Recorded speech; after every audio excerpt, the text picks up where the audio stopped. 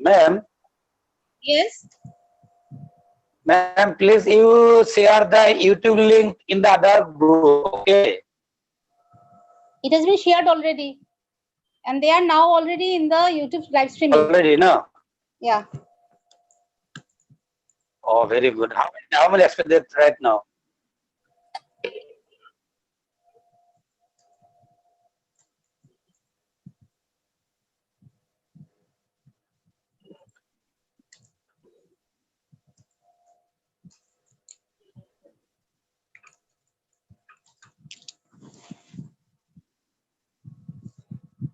Where is our principal, sir? Is he there?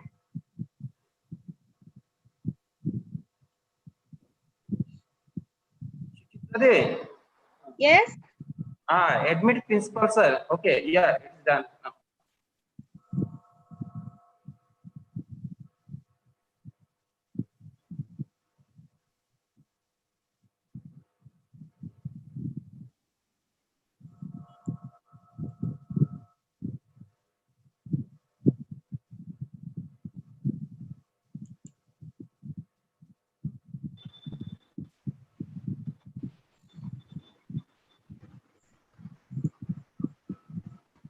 What happened to our principal, sir? I think he's not getting the network, I think. Yes. Okay, okay. তোমার এখানে?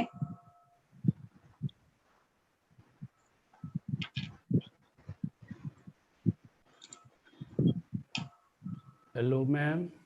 Yes, sir. Here is no current. How long I will continue? I don't know, ma'am.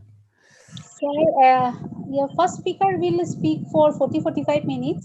Oh. And then you can speak. So you can continue up to 40-45 minutes. If you wish, we can provide you 1 hour. Thank you. So you can continue for 45. Our first speaker is going for 45 minutes. Okay. Okay. Thank you. 45 to 50 minutes maximum. Then we will have discussions. Okay, our principal sir is in. So I think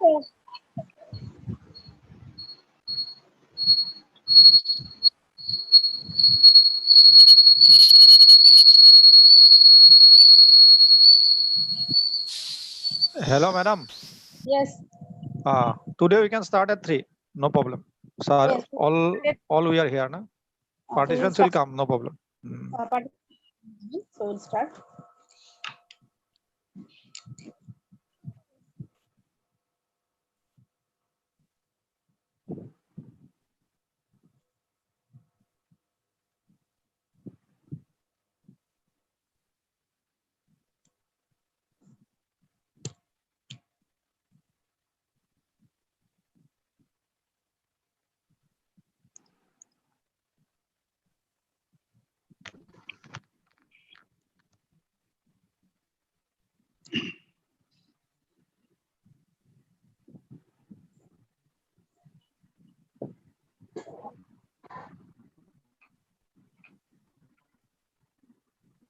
So 1 minute left. We'll start.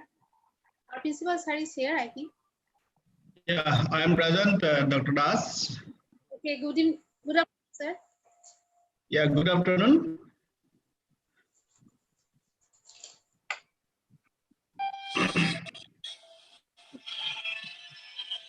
So it's Sharma. Yes, madam. If your principal sir is in, let us start. Principal sir is here, I think. Yes. With due permission from our principal sir, Dr.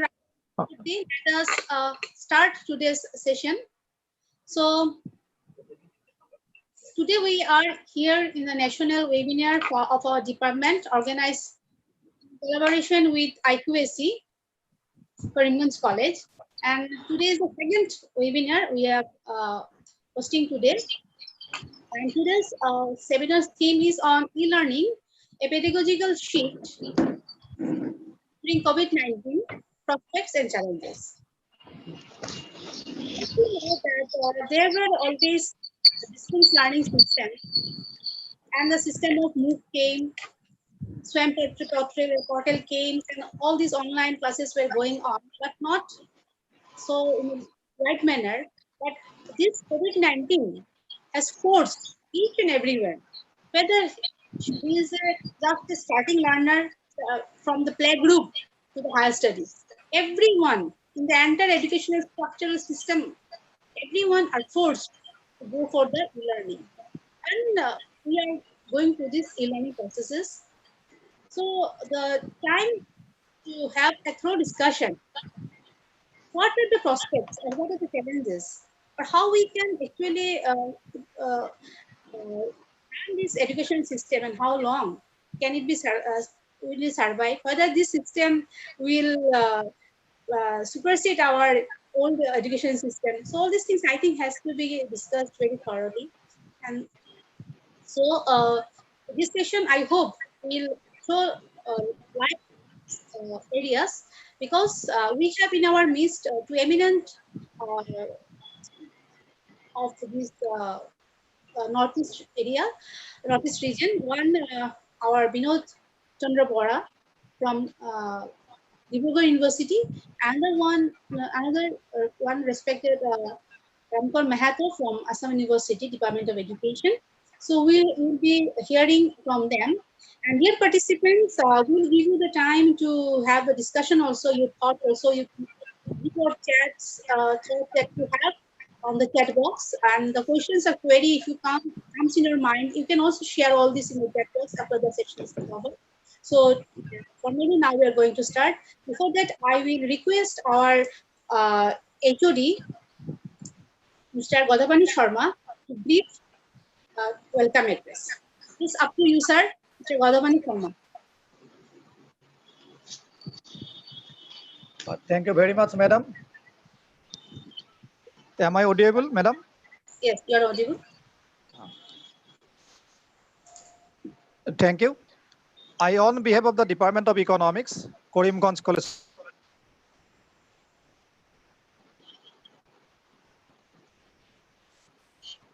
welcome all our respected dignitaries, resource persons, and participants.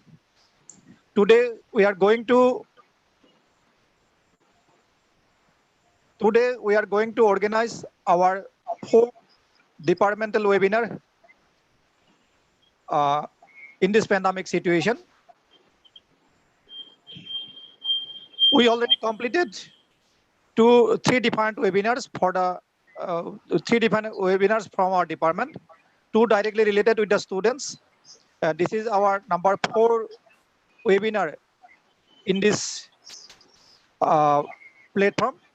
Now today our topic is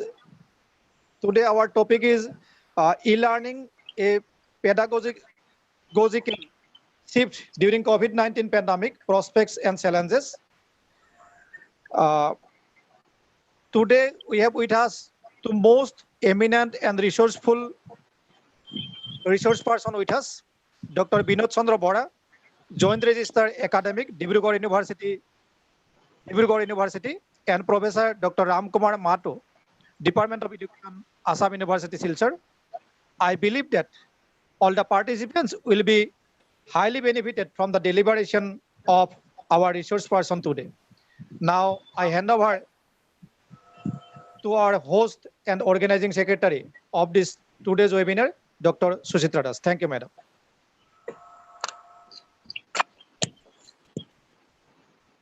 Thank you, sir. So we have in our midst our principal, sir, Dr. Ramanu Chakraborty. So I request you, sir, to give the inaugural speech of this webinar. He is also the president of this national webinar. It's up to you, sir. Yeah. Thank you, Dr. Suchitra Das, Godapani Sharma, and Dr. Rikumoni Halul, the energetic colleagues of the Department of Economics. This is for the second time I am in the midst of you all, and definitely at the initiative of the colleagues of the Department of Economics that we are in a position to organize this seminar in the midst of pandemic situation that has arisen because of outbreak of COVID-19. But the thing is this, uh, it is actually a problem for the entire humanity that has forced us to search for alternative means and methods with the help of which we can increase, enhance the productivity in each and every sector of the economy. It is, as we have understood the fact very well, that it is not only a health crisis, it is equally a crisis in each and every sector of the economy. And education is no different, education is no exception. We know that from the second week of March 2020, the schools and colleges started shutting down because of the fact that the authority, government wanted to prevent the outbreak of corona virus, and it is for this reason they have taken the right decision of closure of the schools and colleges and universities. But then we cannot allow this situation to continue. That is to say, we cannot allow the students to see that they are detached from the schools and they are detached from the education, they are detached from the books. We cannot allow this situation to continue. What is the alternative? Here is the alternative before us, and today you have rightly chosen this seminar. That is the importance or relevance of e-learning and pedagogical uh, method, with the help of which we can extend the students the benefit of education to the students so that they can equip themselves, they can make themselves competitive uh, and make themselves ready for facing the challenge and competition that they face in the employment market. Before that, it is not only a crisis. When I say that we need to make our student ready for employment market, I definitely don't say that only online service, online education, and pedagogical study is necessary for those who will be facing the competition in the job market. It is equally important for these nursery students. It is important for the students of school. It is important for the students of colleges and universities. Now, in a country like ours, it is if we don't put stress on expansion of education, there will be a crisis. There will be huge, impact of these, both economic and societal consequences we'll have to face if you don't allow them to undergo study, training, and education with an alternative mechanism. And this is the alternative mechanism, e-learning and the pedagogical source. But in a country like ours, we understand that it is possible to extend education, to provide education to the students through online mode. But at the same time, we need to ensure that these method of studies becomes inclusive, because we understand in a country like ours, about say 20% of the people who are not in a position to uh, take the benefit of online training and online education. They are out of this coverage. But if we want to see the students equipped, if we want to see the students competitive, then we must take some measures with the help of which we can make it really inclusive, so that the marginalized class, the people living below the poverty, the students who are coming from the family, the parents of them are living below the poverty, they are covered and they are taken care of actually. The fact of the matter is this, I am not an expert in this field. This is not my domain. Experts are here. They will deal with the situation very well. They will prescribe the means. They will suggest the measures with the whole help of which we can serve the students in the absence of traditional method of schooling. We are not in a position to extend the education in the classroom. The traditional method of chalk and talk is not possible nowadays. We will have to take the help of this e-source or e-learning method. They will understand, they will help us in understanding the method, they will help us in finding out the methods, how you will be able to extend the education through e-learning method. I'm sure the resource persons, they're in a position to give us some ideas, and the participants who have participated from different corners of the state, region, and the country, they will also be participating in the discussion. That will be a brainstorming session, and from all these, we'll be able to find out means to help the student who are above the poverty line, who are below the poverty line. With these few words, I conclude my speech and handing over the thing to Dr. Suchitra Das, our host. Thank you very much. Thank you, Finally, before I end, I have forgotten to extend my sincere thanks to the resource persons who have, in spite of their busy schedule, have taken the pain to share their views with us. I must extend my sincere thanks on behalf of Karimganj College to this resource person. Thank you very much. Thank you, sir. Thank you so much. So without wasting time, I may now request our coordinator, Dr. Ritumani Haloi, to please make a brief introduction, introduce our resource person today. So it's up to you, Ritumani Haloi, sir. If you are there, please. Yes. Yes, I am. So, am I audible, ma'am, right now? Yes, very. Am I audible? Yes, sir. Okay. Respected Principal, Karimganj College, and the President of the today's national webinar, Dr. Ramanus Chakraborty, sir.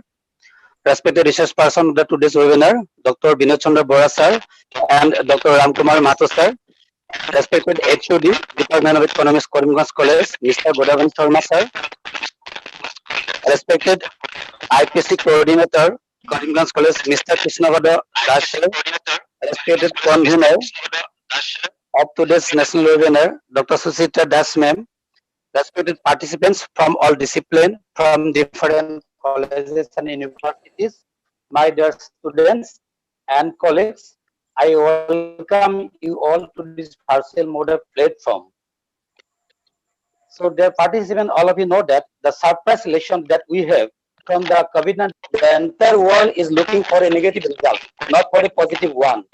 This has never ever happened in the history of human civilization. The sluggish cross-border movement of students, passive learning by the students, unprepared teachers for online education, changing format of student education are some of the major issues and challenges in the education system in today's world. Dear participants, I am extremely happy to introduce Dr. Binod Chandra Bora, sir, joined registered academic Dibrugarh University, will deliver his first speech in our first technical session. Prior to joining in Dibrugarh University, Dr. Bora sir taught political science for almost 10 years. The very much young and energetic Bora sir coordinated successful implementation of semester system in affiliated colleges, introduction to the CBCS in both undergraduate and postgraduate level. Dr. Bora sir presently actively involved in the tasks of searching for a feasible and effective alternative system in COVID-19 pandemic as both immediate and sustainable solution. Dr. Bora sir is one of the very most popular writer and anchor, and his writing includes the various issues of higher education, reforms and innovations in education. The thrust areas of interest of Dr. Bora sir is reforms and innovation in education and alternative in pedagogy. So with this introduction, may I now invite Dr. Bora sir so for his deliberation and enlighten us. Sir, the platform is yours now. Sir, please.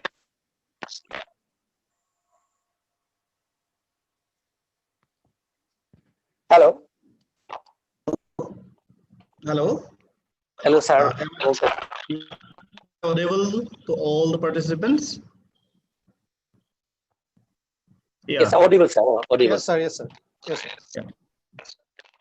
Thank you very much and good afternoon, respected principal of Karimganj College, respected resource person, Professor Mahato from Assam University, Silchar, esteemed participants from different parts of the country, respected organizer, particularly Dr. Das, Dr. Haloi, Dr. Deka. I would like to express my sincere gratitude from Dibrugarh University and myself for inviting me to participate in this very important discussion on this challenging situation of higher education. First of all, I would like to share some of my feelings with you because now all of you are talking of blending education with the regular mode of education or regular mode of teaching with the distance. And I myself is a blended person, you may say, because the half part of my life has been invested in teaching, and now I'm in administration. So I'm like the Greek centaur whose upper part is of human being and the lower part is of a horse. And like horse, I'm bound to run here, church the best possible ways. And as a person, as a human being, I have to think of what should be done or what not, what to be opted in these challenging situations which are being faced by human beings in different course of time. Anyway,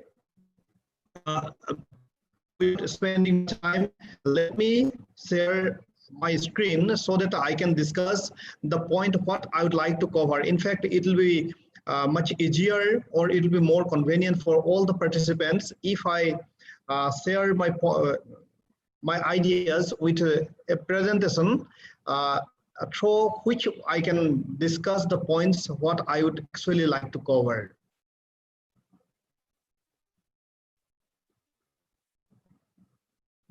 Here, I have prepared a presentation on e-learning a pedagogical shift in COVID-19 prospects and challenges.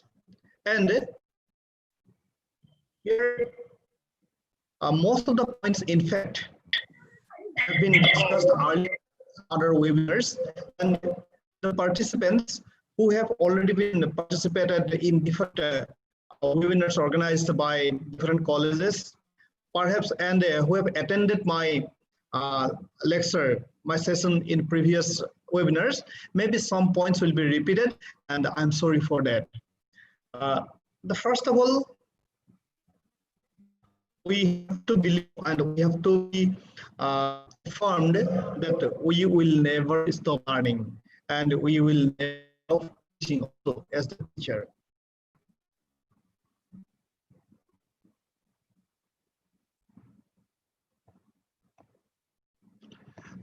What is the changing standard? Honorable Principal Sir has already covered these points, so I would not take much time on this. Sudden a day, the schools and colleges closed, students were forced to remain in home, reopening becomes uncertain. Still today, we're quite uncertain when the normalcy will come, when the institution will be asked to open, and now we have been asked to adopt alternative pedagogy mainly through online teaching or what we say e-learning. Teachers trying to adopt this means trying to make motivated and inspired. Yes, with the teachers try to adopt this means, and the students are also tried to be motivated and to be inspired to adopt this new, to accustom with this new devices. Administrators were uncertain about its effectiveness as most of the teachers and students were not accustomed with this new teaching learning mechanism. And it becomes a challenge for all to bring a new culture in teaching learning during COVID stigma, as well as to get relief from our conventional mindset. We cannot ignore this point, our conventional mindset, because we see that even in the month of February, we did not think that such type of situation will come, and our teachers, our students will be bound to keep themselves at home, in home, and now all are in quarantine, all are separated from each other, and the entire system has been stopped. Although we are being taught, or we are being instructed or advised to adopt this alternative means through e-learning or online classes, but due to many internal as well as external causes, due to different situations which may be man-made, which may be natural, or which may be created by our pretext, I think we cannot demand that our online teaching is in full form. Online teaching is now in a very effective going. A poor network and adverse socioeconomic conditions of average students debtors in flawless teaching learning. What we have done, at first locking down ourselves at home considered a national responsibility, waited for command from the government or authorities.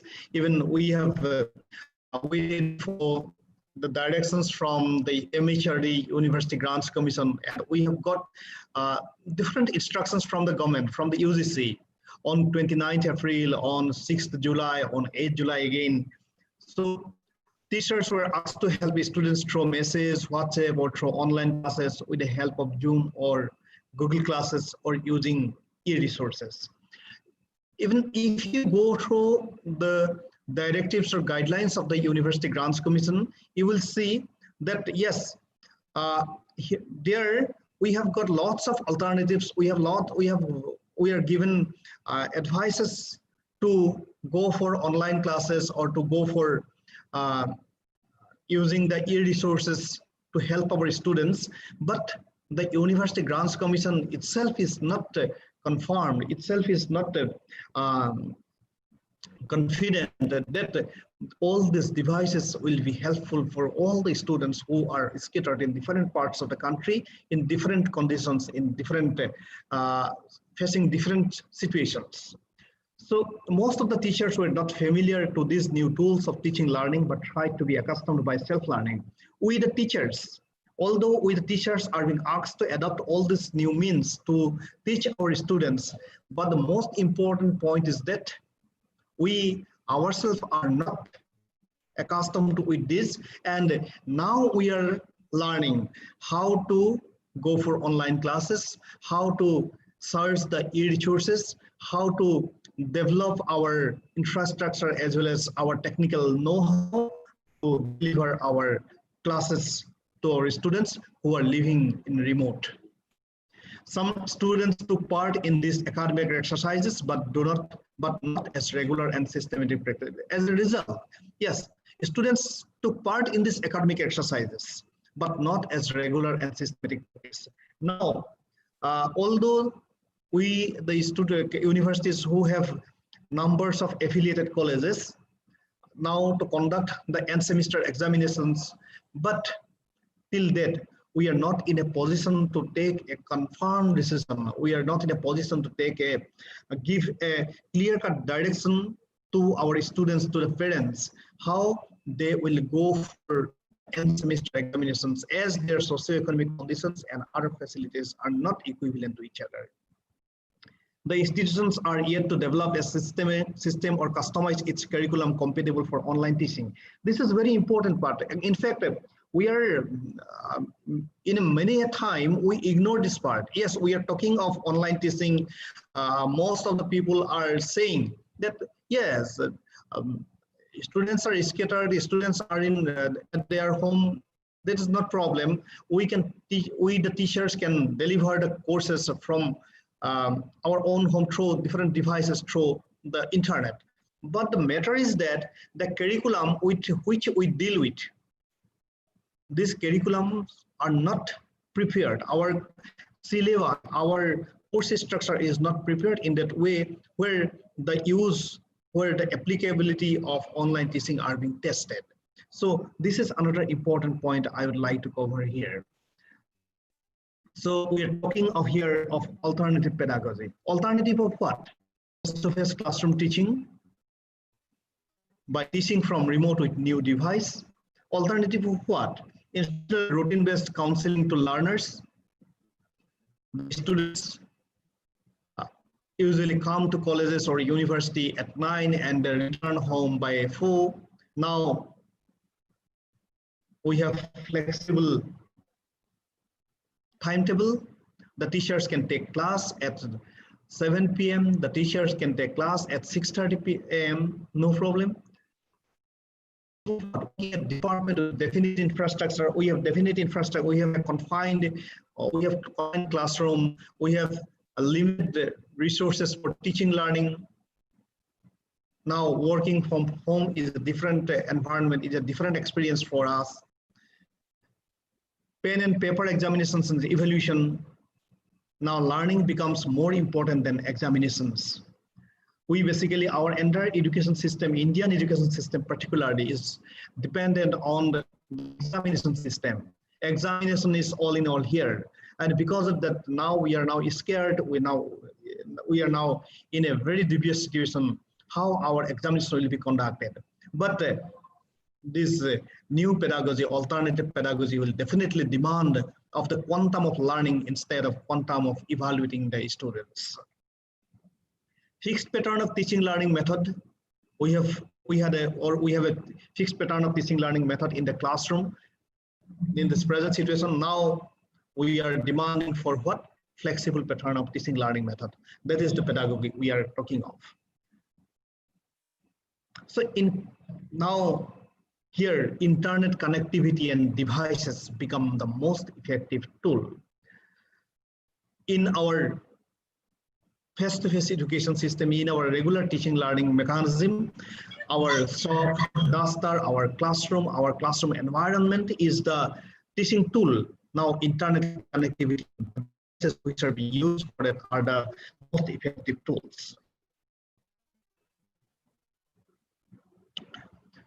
Now I have some question. What is online teaching? We are talking of e-learning or e-teaching. What is online teaching? Is it passive teaching? Or is it teaching through active internet connectivity? Is it teaching through active internet connectivity only? Is it teaching through mobile phones and computers only? How to search e-courses available for us, or how can we help our students to pursue these courses? Sometimes we are talking of that our internet connectivity is very poor, our network is very slow. We cannot ensure that all the students will able to participate in the online classes. Now my question is that, is it teaching through active internet connectivity only? Is it teaching through mobile phones and computers only? How to search e-courses available for us? In fact, Dr. Ritumoni Haloi, who becomes one of my good friends, virtual good friends. In fact, we have not met yet, and in fact, we have interacted with all these aspects in a faculty development program organized by Dibrugarh University. The e-resources or e-courses which are available in different repositories. But how to search these e-courses available for us? Or how can we help our students to pursue these courses? The students who are basically dependent, or who were basically dependent on our class notes, who were basically dependent on our teachings in classroom, who were basically dependent on the what we can say reference books or textbooks which are being prepared by ourselves. But how far these students will be able to utilize the e-resources which are deposited in the e-repositories and which are of definitely world class, which are of international standard, and how can we develop our students to that standard who can actually use these e-resources in the true sense of the term. What are e-contents? How to search contents available for us and for our students? Actually, I don't want to say that we the teachers are not familiar with the e-contents which are available in the open online libraries, or you may say the educational open education resources, OER, what we say. But these e-contents are basically used by the teachers or the researchers for their research or higher study.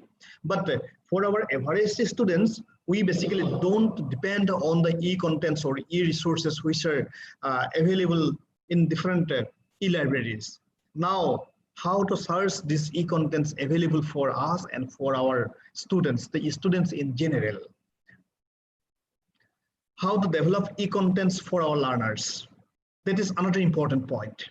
How to develop e-contents for our learners, because till date we are very much familiar, we are very much accustomed to utilize the resources, the books, the notes, or the contents which are being prepared by our fellow teachers, and we basically externally import this or procure these contents from others, and we use for our students. Now it is the time for developing e-contents for our own learners, and this will definitely be an independent, important part of online teaching or e-learning, or you may say e-teaching. Can offline teaching be provided to our learners? That is another important aspect, because we are talking of what alternative pedagogy. Alternative pedagogy, in fact, it becomes a myth, it becomes an you must a confined idea for all of us that the alternative of our face-to-face regular teaching in classroom is only the online teaching, online classes taken by the teachers. But how can we find the feasible alternative pedagogy for our learners through offline teaching as well, through self-learning materials, through the contents developed by the teachers and which are being deposited in the e-libraries of the university as well as the colleges, and the students can access these resources according to their own feasibility, according to their own convenience. So can these means be the feasible alternative for our learners in future course of time, particularly in our present situation, or particularly in our present socio-cultural or socio-economic situations? Tools for teaching from remote. We're talking of what are the tools for teaching from remote, because our learners are at the remote and in different environment. We cannot assume from here, because in classroom what we see that although our students are coming from different environment, are coming from different background, but when they sit in the same classroom, they becomes their we can access an homogeneity of behavior from them in the classroom. But when they attend an online class, or when they are asked to pursue or consult the resources which are being delivered by you through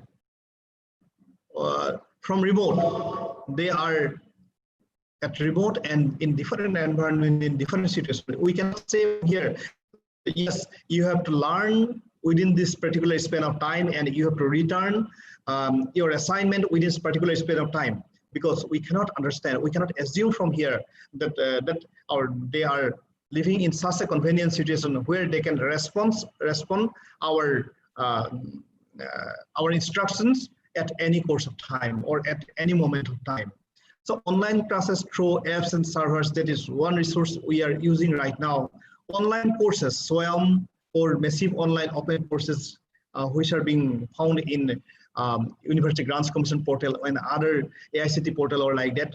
These online courses, yes, we were asked to inspire our students to pursue online courses which have been provided through SWAYAM or MOOCs.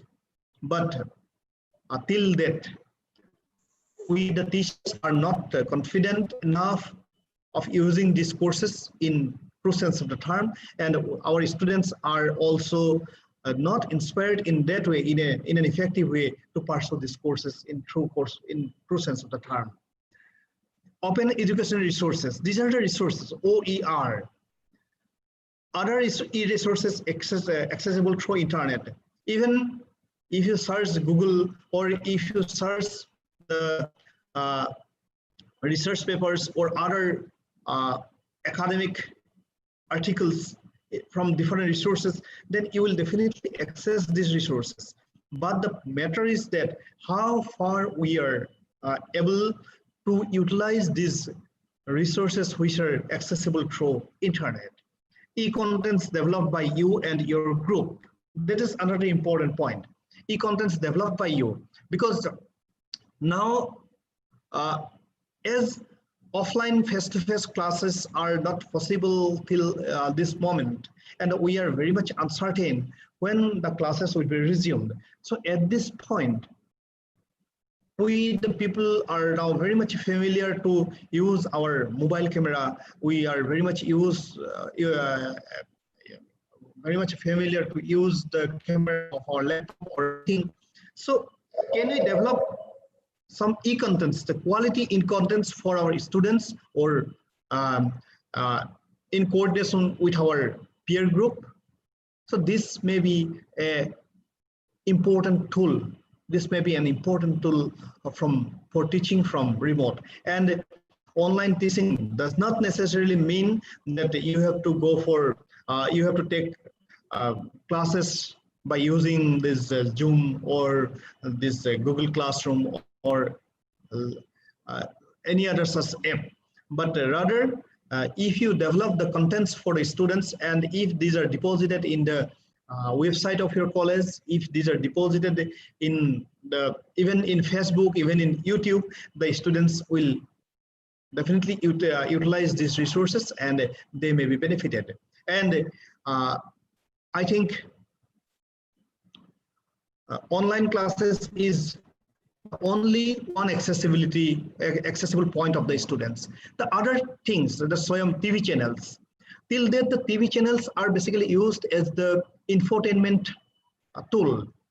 But there are many television channels, in fact, like Gyandarshan or Swayam Prabha channels, which are very much educative. And we see that in the universities, particularly University of Jammu, we see that the television channels, this Gyandarshan or Swayam Prabha are very the e-contents telecast by the EMRC, Educational Multimedia Resource Center of that university, are very usefully used by the learners, the teachers.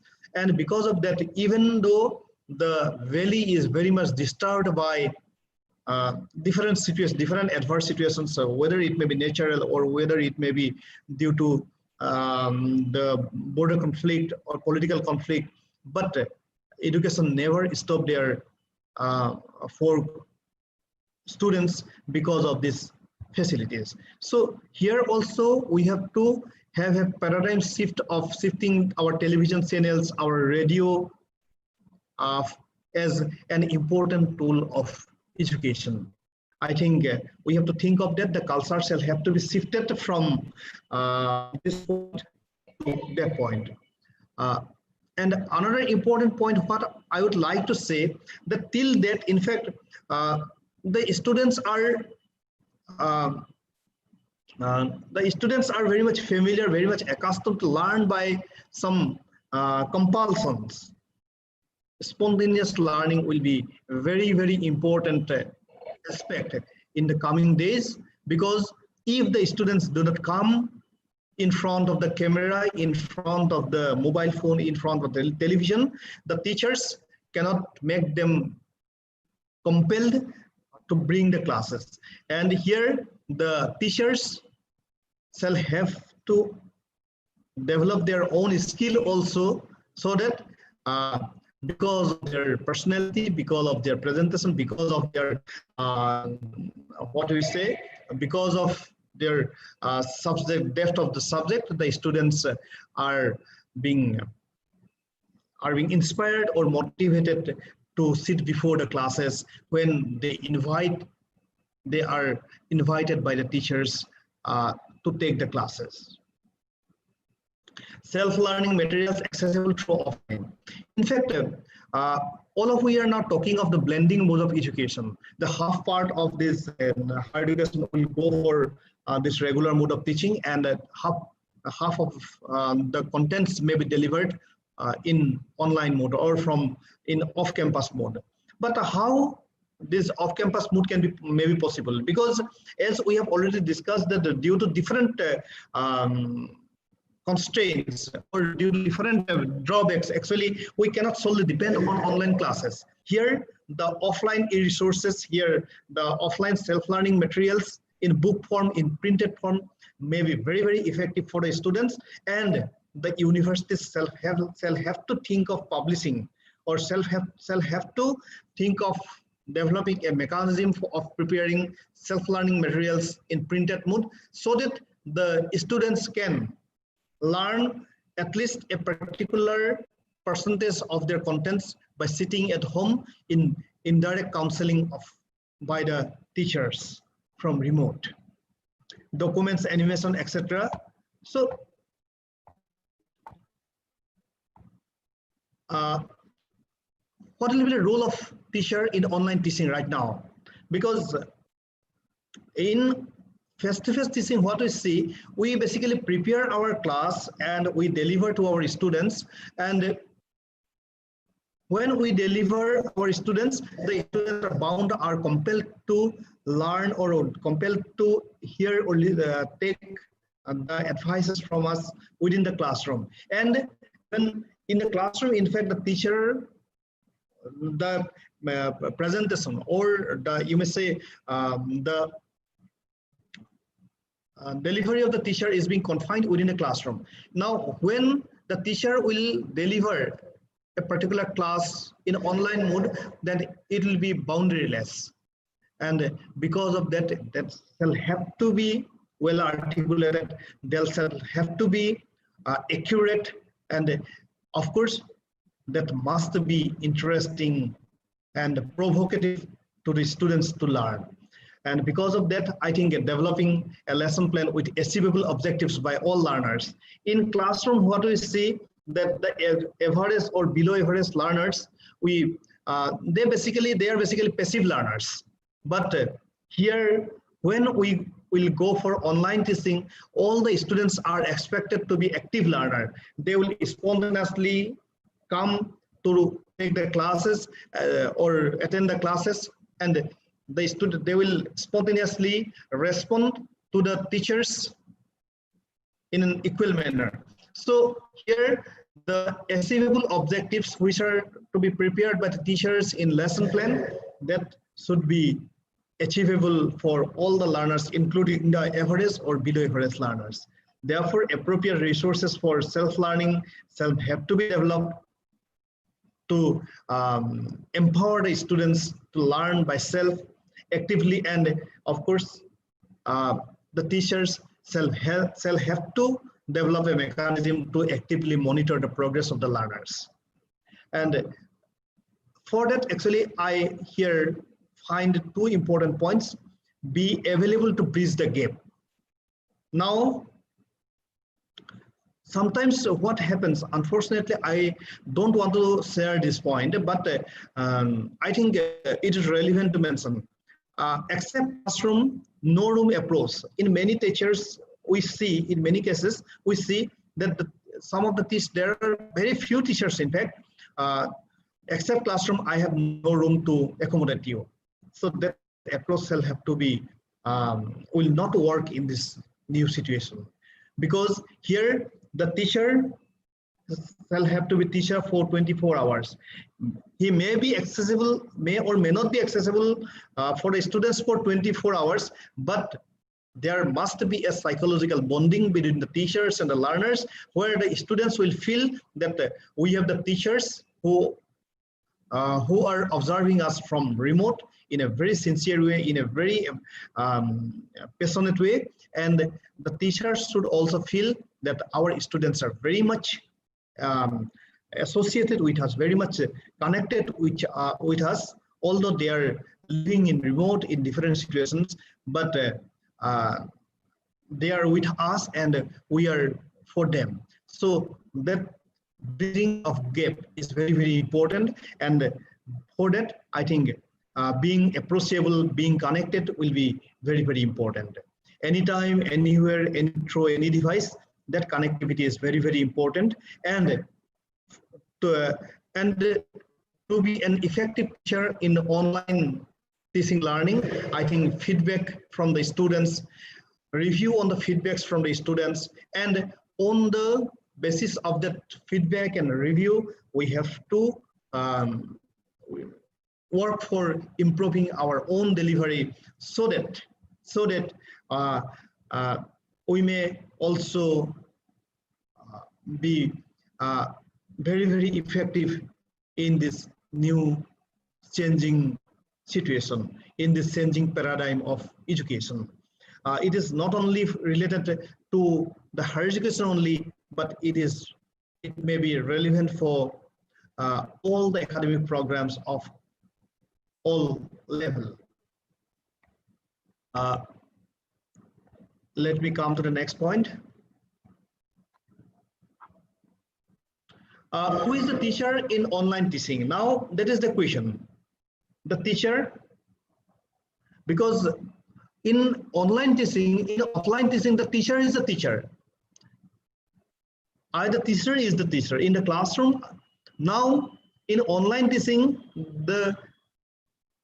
as the approach has been, the perspective have been very radically changed. Now the teacher plus learner, because if the learner, he or herself, is not inspired to attend the classes, you can make him or her compelled to attend your class. So here the learner himself or herself to be the teacher, to pull himself or herself to take your class. So here it's a very important aspect. The teacher and learner are combined are the online classes. And even in lower class, particular teacher, learner, the guardian, because till that in higher education, what we see, the guardians do not have any direct role in teaching learning process. Although the guardians support the student, but in teaching learning process, the guardians do not play any direct role in colleges or in universities. But now when the students are taking classes at home from their class, from the teachers, so at that time, the role of the guardian is also very, very important. The teacher, the learner, the guardian, and also the device which is being used to connect all these three persons or three agencies. But for me, it is the culture who plays the role of an effective teacher, which will together makes the ambience of learning from remote.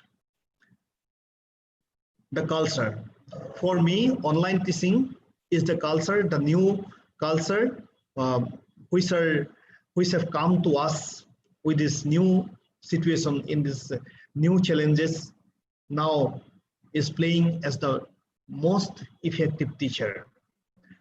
Now we have to realize that as a teacher, I have to improve my delivery so that our students will spontaneously come to attend my classes.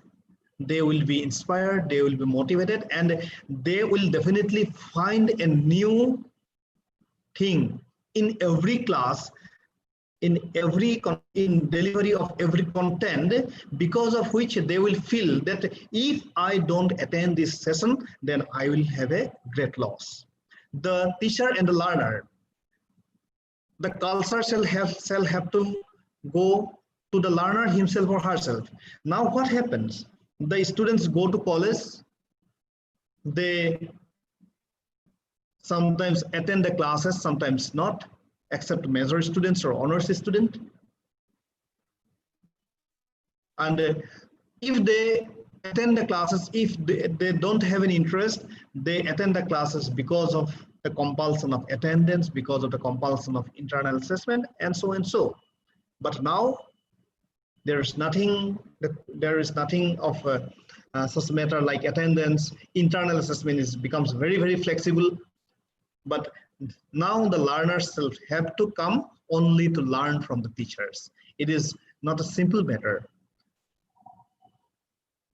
Therefore, an ambience shall have to be created by all of us so that online teaching will be effective in future course of time. Not only the network, not only the internet connectivity, not only the sophisticated smartphone or laptop, but the culture, which is very, very important for all of us.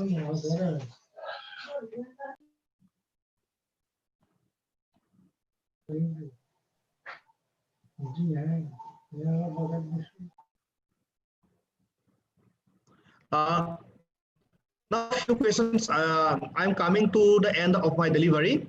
Is online education is the sole alternative to face-to-face regular mode of education? Now we are talking of online education or e-learning or e-teaching. The first question is that is online education is the sole alternative to face-to-face regular mode of education? However, online education is sophisticated, student-friendly, and user-friendly. Let us have this question. What are the tools of online education? What are other alternatives to online education? First of all, I don't believe that online education or this online classes are the sole alternative to face-to-face regular mode of education.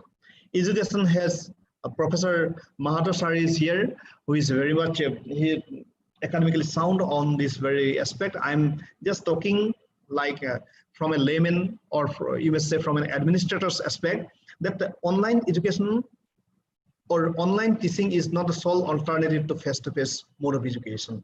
Now we are talking of blending regular mode of education with distance mode of education. Even the distance mode of education is not solely dependent on online teaching. Distance mode of education has different tools like the self-learning materials, like counseling, like e-contents developed by the distance education directorates or institutions like Distance Education Bureau of University Grants Commission. There are many radio programs, there are many television programs which are supportive to the students for self-learning. So all these tools can be equally effective as alternative pedagogy to face-to-face regular mode of education, side to side the online classes or e-classes. But again, I would like to say that using of self-learning materials and developing self-learning materials which inspire the students to learn by self is not a simple matter. Preparing self-learning materials in a scientific way, preparing self-learning materials in an interesting way is a very, very critical, complicated process and a very, very technical process, and we shall have to be trained for that. However, online education is sophisticated, student-friendly, and user-friendly. Sometimes online education is of course sophisticated, but it may not be student-friendly or user-friendly. I would like to say, what are the tools of online education we have already discussed? What are other alternatives to online education? We have also discussed this very point. Now, possibilities. The most affordable alternative pedagogy in terms of safety, student-friendly pedagogy subject to changing perspectives. The most affordable alternative pedagogy in terms of safety. We have to think of that because now we are talking of e-classes or e-learning online classes. I would like to share that my daughter is attending 4 classes in Zoom every day, and now she's facing lots of problem, or you may say the students who are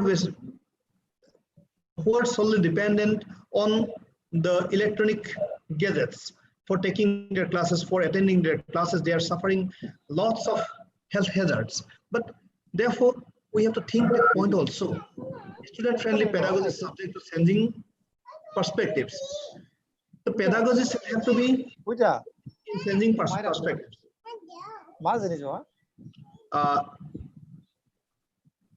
Hello, ma'am. Dr. Das. Hello, sir. Yeah, I'm taking more time. Sir, no, it's okay. You can take. Okay, thank you very much. The most affordable alternative pedagogy in terms of safety is student-friendly pedagogy subject to changing perspectives. In these changing perspectives, we have to definitely think of a changing pedagogy, but that shall have to be student-friendly, that shall have to be feasible, that shall have to be affordable for all of us.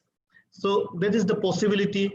We are talking of the problems and prospects. These are the prospects I would like to say. And for that, definitely our attitude, our technical know-how and facilities will be the instrumental. First of all, our attitudinal perspective is very, very important. Technically, we shall have to earn technical know-how. How can we use all these things, facilities? For example, I'm talking of developing e-contents.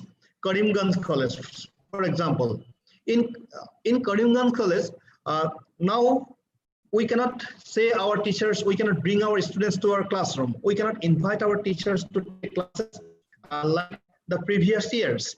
Now the college can definitely develop some sort some small economic audio-visual studio for developing the e-contents. The teacher will come to college and they will take classes, they will develop some e-contents in that classroom, and if these contents are being uploaded in the college website, and if the students are asked to attend these classes from there, I think that is very, very feasible. So these basic minimum facilities will have to be developed by the colleges for developing these e-contents. Even self-learning materials, I'm talking of self-learning materials. Yes, most of the teachers are writing textbook on our curriculum, on the syllabi of the undergraduate or postgraduate programs. Now, if we learn, or if we take training of preparing developing textbooks in the form of self-learning materials, then I think that will be very, very helpful for our students. And it is the responsibility of the universities also to think of restructuring the course structure, restructuring the syllabi, where a sizable portion of the syllabi will be assigned for online teaching, or will be assigned for off-classroom teaching. For example, in postgraduate programs, if the course is of 6 credit or 4 credit, then at least if we assign 1 credit of each course for online teaching, and on the contents of that 1 credit, if we develop e-contents or if we develop self-material students, I think the teachers, the colleges have not to worry about the taking of classes on this particular contents. So, but for that, the basic changes in the regulation, basic changes in the curriculum should be brought in structural structure in mechanism. If we don't accommodate such type of new things, new ideas, I think only advise the teachers to take online classes in a haphazard way will not work in a scientific way, and it will not be useful in a sustainable manner. So I think restructuring of course curriculum, restructuring of syllabi, accommodating of classroom teaching or online teaching in the university or college regulation will be very, very necessary, will be very, very essential in future course of time, so that the teachers will be systematically think of delivering courses in an alternative way, in through online or through other alternative means. change in curriculum, so I put the point here, and change in teaching learning mechanism, and of course change in assessment. Because although we have accommodated, or we have adopted this what do we say, internal assessment or continuous and comprehensive learning, but in many a time what we see, because of our lack of knowledge, lack of exposure of continuous and comprehensive assessment, or lack of exposure on the various tools of formative assessment, the internal assessment becomes the fragmentation of the end term or end semester examinations, and we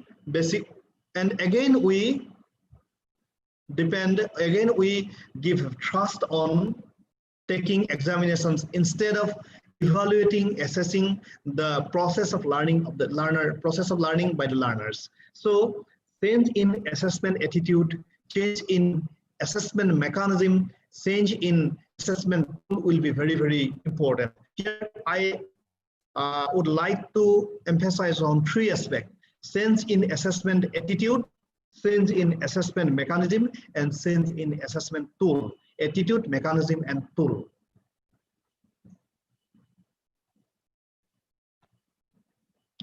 These are now more spaces, more resources, more challenges, and more opportunities to achieve the change.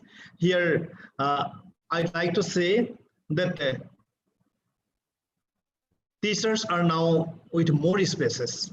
Although you feel that we are being confined, we are now in quarantine, and we are now aloof, but I think you have now more spaces, more resources, more challenges, and definitely more opportunities to achieve the same. Because I'm coming to that point. What are the possibilities? Curriculum in blending mode. I believe pedagogy, alternative to the present offline teaching mode, I think the entire course should be blended in this way: 50% credit for offline classroom teaching, that is in face-to-face classroom teaching, and 50% through learning from remote through SLM, self-learning material. I don't want to completely depend on online teaching. Rather, I would like to be self-sustained or self-reliant by developing self-learning materials or e-contents for our own students. Assessment attitude to be changed. We have discussed this matter. More emphasis on formative assessment through continuous and comprehensive assessment evaluation. More flexibility will require for completion of courses. Now, in 3-year degree course, we say in 3-year degree course or 2-year postgraduate program, but more flexibility will require for completion of courses, and the span for completion of courses to be expanded. We now direly need of redesigning the curriculum, learning new teaching learning method, developing learning resources or self-learning materials. These are the needs. Attitudinal shifts of all stakeholders. It's not only the teachers, not only the students, not only the guardians, but the society as a whole. Because this attitudinal shift, why it will be required? Because today, our employer,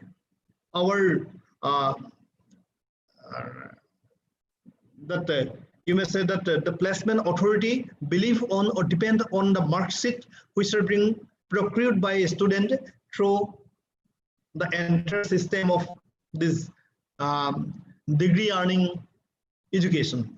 But now that attitudinal shift will also be required. The employer shall have to also have a paradigm shift to examine or to have to assess the quantum of learning, quantum of experience earned by a student during the course of studies when he or she pursues in the universities as well as in the colleges.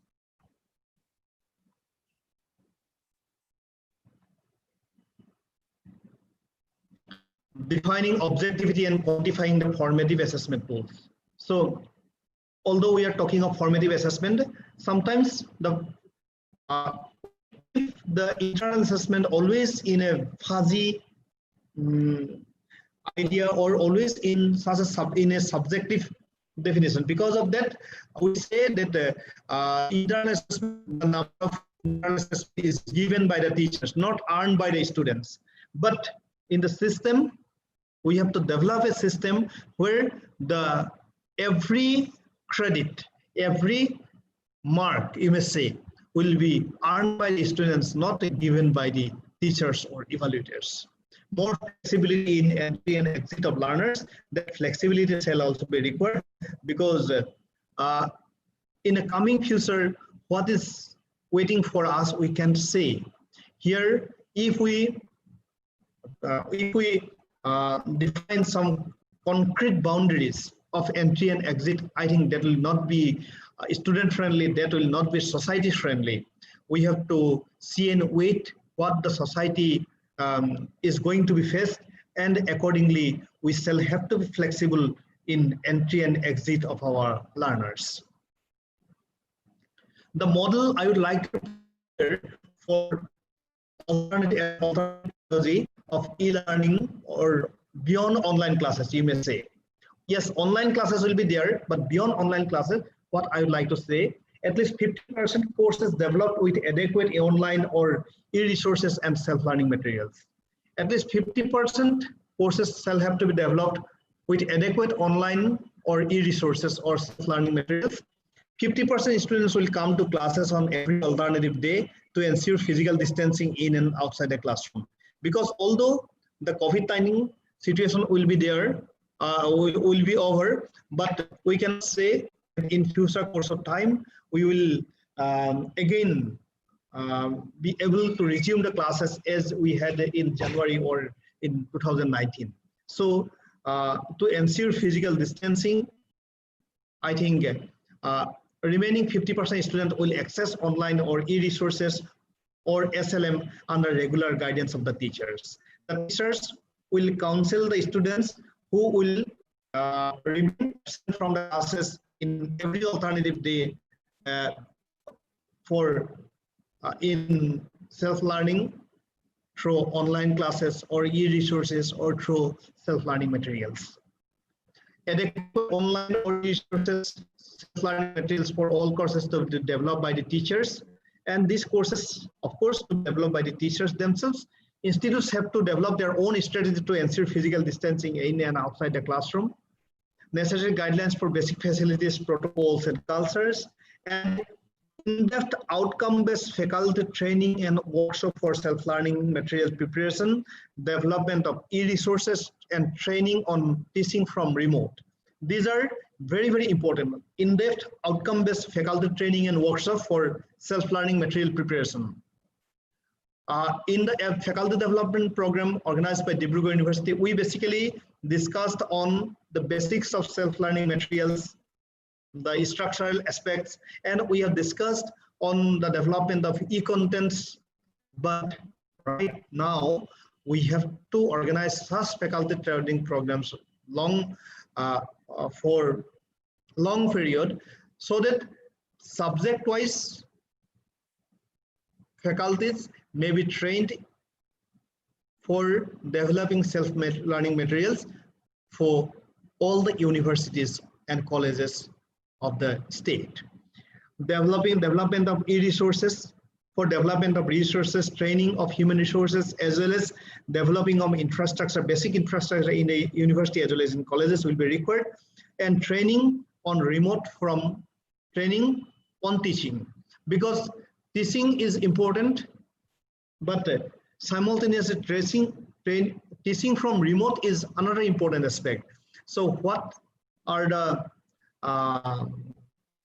skills, or what skills will be required, what kind of exposure will be required, what kind of technical know-how will be required? I think all these aspects shall have to be trained to the teachers for all colleges or universities in a very systematic manner, so that online teaching will be effective for the teachers as well as for the students.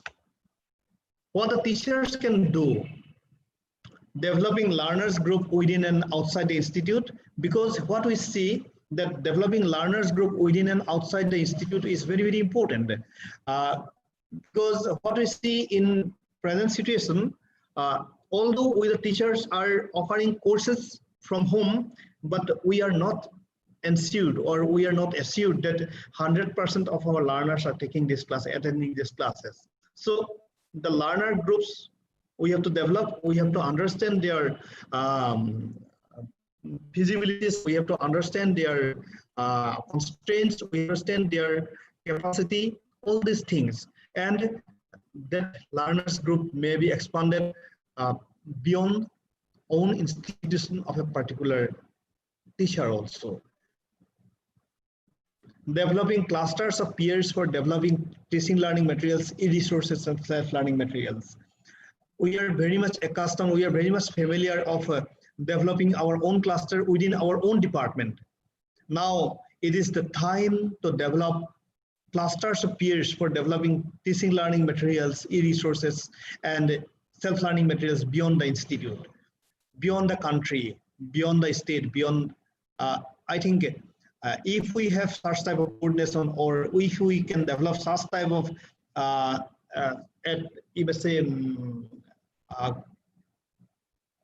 environment for developing teaching learning material, e-resources and self-learning materials, I think our labor will be sizably reduced. Developing synergy for resource sharing or learner sharing. We have to develop a synergy for resource sharing and learner sharing. Yes, most of you have the experience of developing synergy in research. You publish research papers in coordination with our fellow researchers, fellow teachers of different institutes or of the country as well as international. Now you have to develop a synergy of sharing resources, what you have developed and what others are developing. And even not only sharing resources, but also the learner sharing. If, for example, if a student of economics of Karimganj College, a group of particular students of Karimganj College is connected with Delhi School of Economics to take a particular class, to attend a particular class, I think that will be a fantastic one, and that will be blessing in disguise for our students. Contributing in developing a holistic learning ambience in a society at large. So e-learning is not a scattered, e-learning is not an isolated aspect. Rather, it is an holistic aspect, and the society itself have to support for that.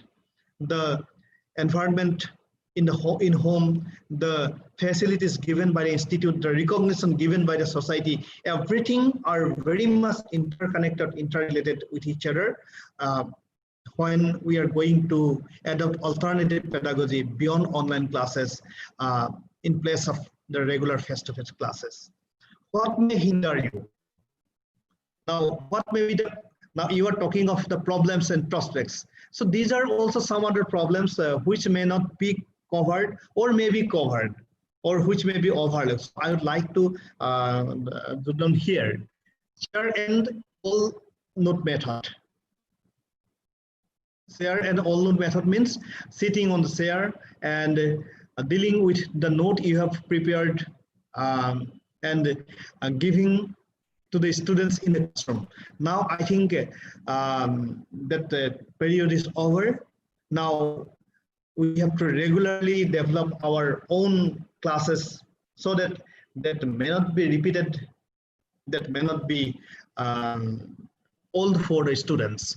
I teach and you learn approach. I think in classroom it is very, very easy that I'm teaching, you have to listen, you have to learn. Now we teach and we learn approach. That approach will have to be very, very instrumental, very, very effective, instead of I teach, you learn approach. Beyond classroom, no room attitude. That attitude will not work in this present situation, because beyond classroom, you have every room to attend, and I will be very much very available and attentive what you are actually trying to say to me. So that will be another principle in alternative pedagogy. At authority versus inspiration attitude, I don't want to explain this. Confined content teaching approach. This is important part I would like over here. Confined content teaching approach.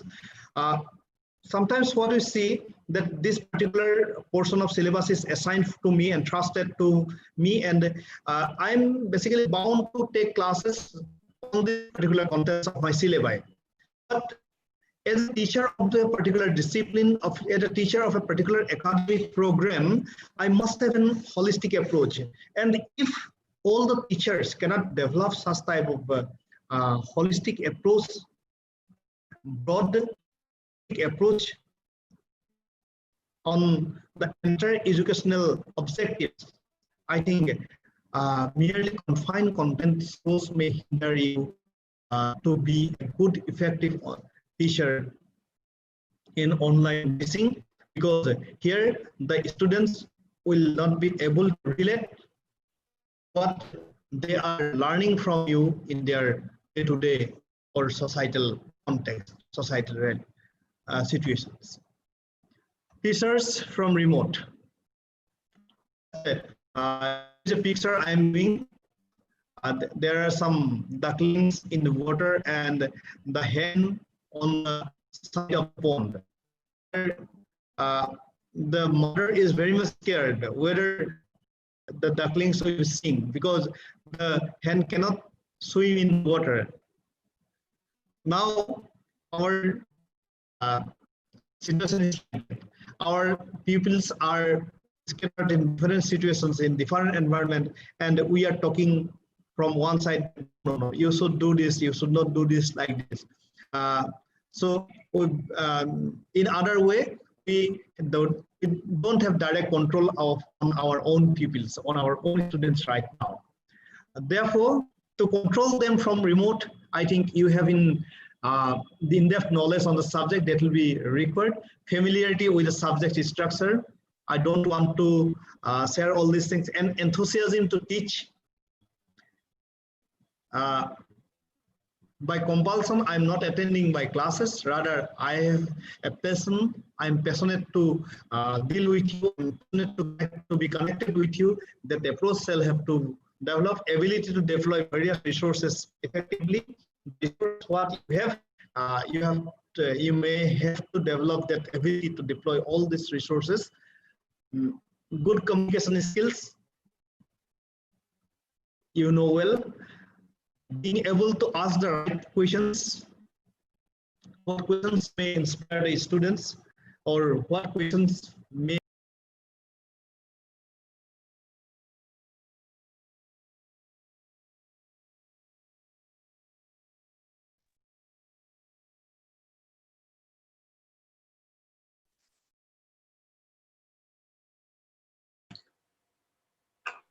Hello. Hello.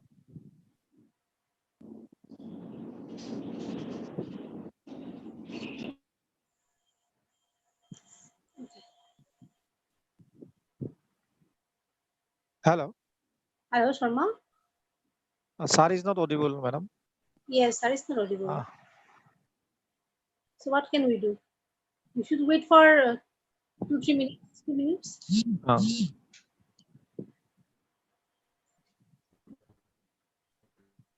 Hello, sir. Am I connected right now? Yes. Now you're audible. Okay, fine. So listening to the students will be another tool to be a effective teacher in online teaching. So at the end, I'd like to summarize my presentation here. Let's not try to find solution from all experiences. Situation is different and need to think differently. That is very important point I'd like to say. It's very new and we have to think and act differently. Let's find ways of we are bound to live, work, and help the society at larger. Yes, at this moment we cannot prescribe anything, or even you cannot do anything which will be most effective to your students, but we have to experiment, we have to search the right alternative, and let's find a ways of hope together. We are bound to live, work, and help the society at larger, because that is very important. Let's introspect what we have done during this adverse circumstance. Have we engaged our knowledge, expertise, and wisdom to somehow help the mankind? We have already passed 3 months of this situation. And during this situation, let's introspect what we have done. Have we engaged our knowledge, expertise, and wisdom to somehow help the mankind? Let's engage in searching and researching the best ways to give justice to our professional responsibilities.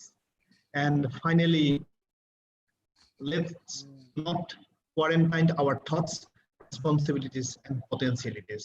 At this moment, dear sir, dear madam, I don't have any direct prescription as alternative pedagogy of the face-to-face education.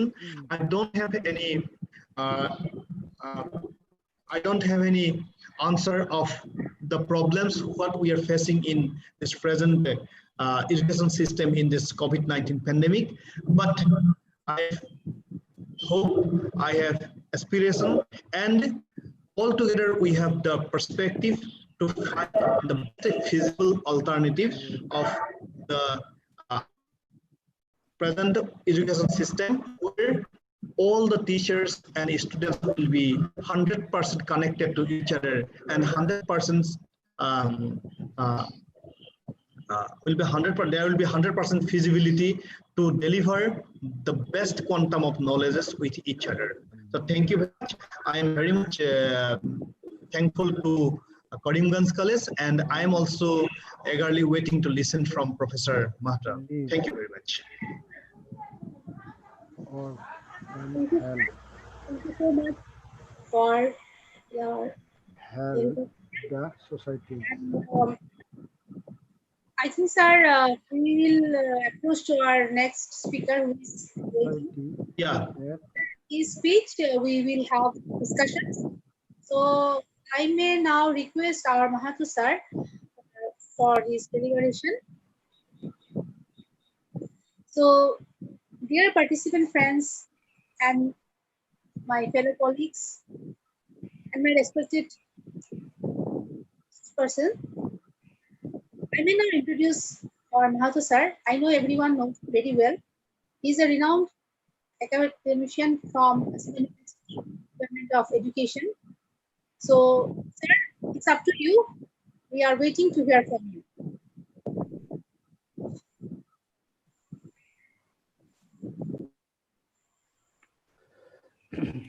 Most respected Principal Sir, Suchitra Ma'am, Madam, Bora Sir, and other dignitaries. Good evening to you all. I hope you are safe, and as we are participating our this e-learning means a shifting of pedagogy. That is a letter. As today life has come to a standstill, as the whole world has been struck by COVID-19 pandemic caused due to novel coronavirus. In India, particularly, more than 30 lakhs cases are there, and around 31,000 unfortunate deaths, as well as every day more than 45,000 cases are coming. At this juncture, we all are locked in our homes. to stay safe and working from there itself. One of the major sectors which has been affected by this pandemic is education. Formal school, colleges, or university education has abruptly stopped, as if our future is put on hold. Here, the importance of technology lies. The scientific inventions and technological developments have influenced every walk of our life. There is a rapid mechanization in the field of industry, defense, trade, administration, etc. The educational process does not remain unchanged by these advancements. The introduction of technology in the field of education has revolutionized in terms of variety of contents, methods, teaching learning materials, media, evaluation process, e-learning process, etc. More and more technological options are available for both teacher and learners to make teaching learning more effective. Now, without wasting time, let us come to our topic, that is e-learning pedagogy during COVID-19 pandemic, prospects and challenges. Maximum part already covered by earlier speaker, particularly Bora sir, principal sirs. Please excuse me if some repetition is there. So let us first, that is what is e-learning? I am sharing slides. Some slides I have prepared. That is a learning via electronic media, particularly through internet. Means learning through internet is termed as e-learning. Further, e-learning refers to the use of computer and information technology and education. This term e-learning is defined as learning and teaching that is facilitated by or supported through the smart use of information and communication technologies. Here, that is we are always telling pedagogy, or particularly shifting of pedagogy, paradigm shift in pedagogy. But there, here, I may tell that the pedagogy, particularly that is not used for all. It differs. That is, human learning is broadly classified into two categories. That is on the basis of ages. That is, child's learning, that is called pedagogy, and adults learning is known as andragogy. Means pedagogy. Then let us, particularly I am focusing on pedagogy. Generally, that part is we have to discuss. The art and science of child focused learning, child centered learning, or that is the art and science of child's learning is termed as a pedagogy. Then now that is in definition of e-learning, that is the term ICT is used. That is, ICT refers to information and communication technology. Let us discuss each and every term. What is information? The meaningful data to receiver is called information. All the data are not informative. Some having some particular meaning and some are having no clear meaning. So that is a meaningful data. Only meaningful data is known as information. Then communication. The sharing of ideas, feelings, emotions is known as communication.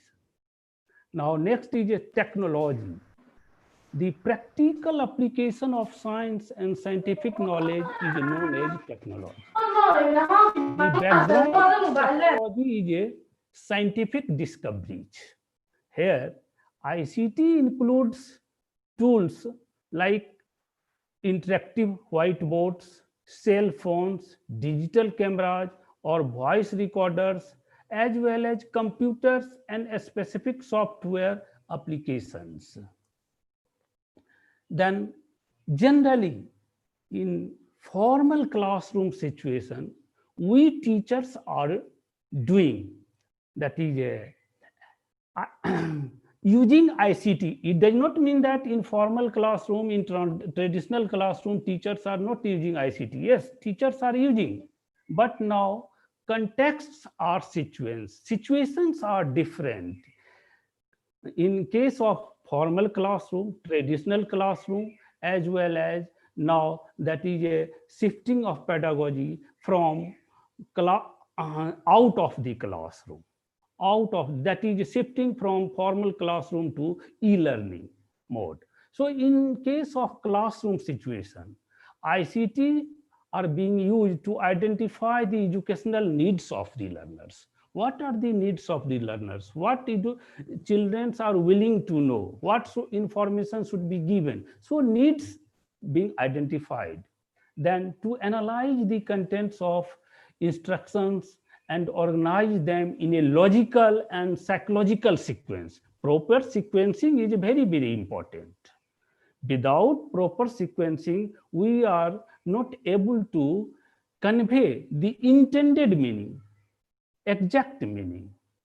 Next, to plan the teaching, if once needs have been identified, materials have been developed, then the teaching strategy means which methods, what that is aspects, situations must be created to achieve the set objectives. The next is to identify the resources, human and non-human. Human means that is a supporting staffs, because only teacher cannot do all the things. So that is a teacher as well as all the supporting staffs. Then non-human means materials, teaching learning materials, teaching aids, etc. To evaluate classroom teaching in terms of students' performance, there must be proper, as our Bora sir highlighted, he covered all the aspects. Thanks to Bora sir also. So that is it. To evaluate the classroom teaching in terms of students' performance, that is it. Whatever methods have been adopted, whatever the human and non-human resources utilized, is it able to achieve our objectives? So it must be properly monitored, supervised, that it is going on in right direction or not. To provide feedback to the teachers and the students for betterment of the teaching learning process. In teaching learning process, this is a triangular process, that is teacher, taught, environment, and within that, within this situation, the contents are there, all other things are there, but these are the three major pillars. So feedback should be given, and it is very important for both teachers and students. Teacher can improve further, that whatever efforts we are taking, is it able to achieve the objectives or not? Students are learning or not? So feedback should be there. Then now e-learning, that is what are the prospects of the e-learning? E-learning, that is prospects in the sense that no doubt in case of formal classroom, in case of traditional classroom situation, teachers and all the supporting staffs are doing a lot of things, but Now situation is different. We all are locked and working from the home. But our efforts are how much useful what we were doing in a traditional classroom, or that is in case of formal classroom, and now what we have to do and what are its advantages and how it can be ensured and how objectives can be achieved. So in this respects, that is let us discuss about that is a prospects. That is in case of formal learning system, formal education system, we have classes in a classroom within the four walls or out of the four walls, but there is a restrictions about pupil teacher ratio. But now in case of e-learning, and e-learning, we may cater the needs of more, we may address larger population. So that is first is a large number of students can be catered. A large number of needs of the large numbers can be served properly.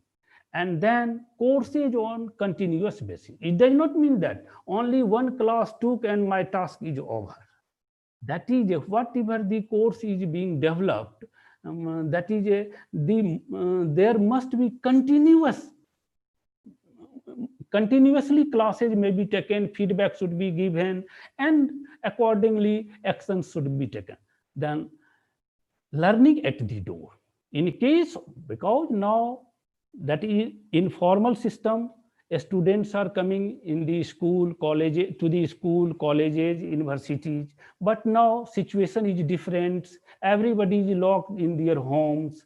They are unable to come. Even that very important is that social distancing is needed in all these respects. And very, very important is that nobody able to come to the formal classroom, that is in case school, college, universities. So that is learners can learn in case of e-learning at their home. The persons do not have access to conventional education.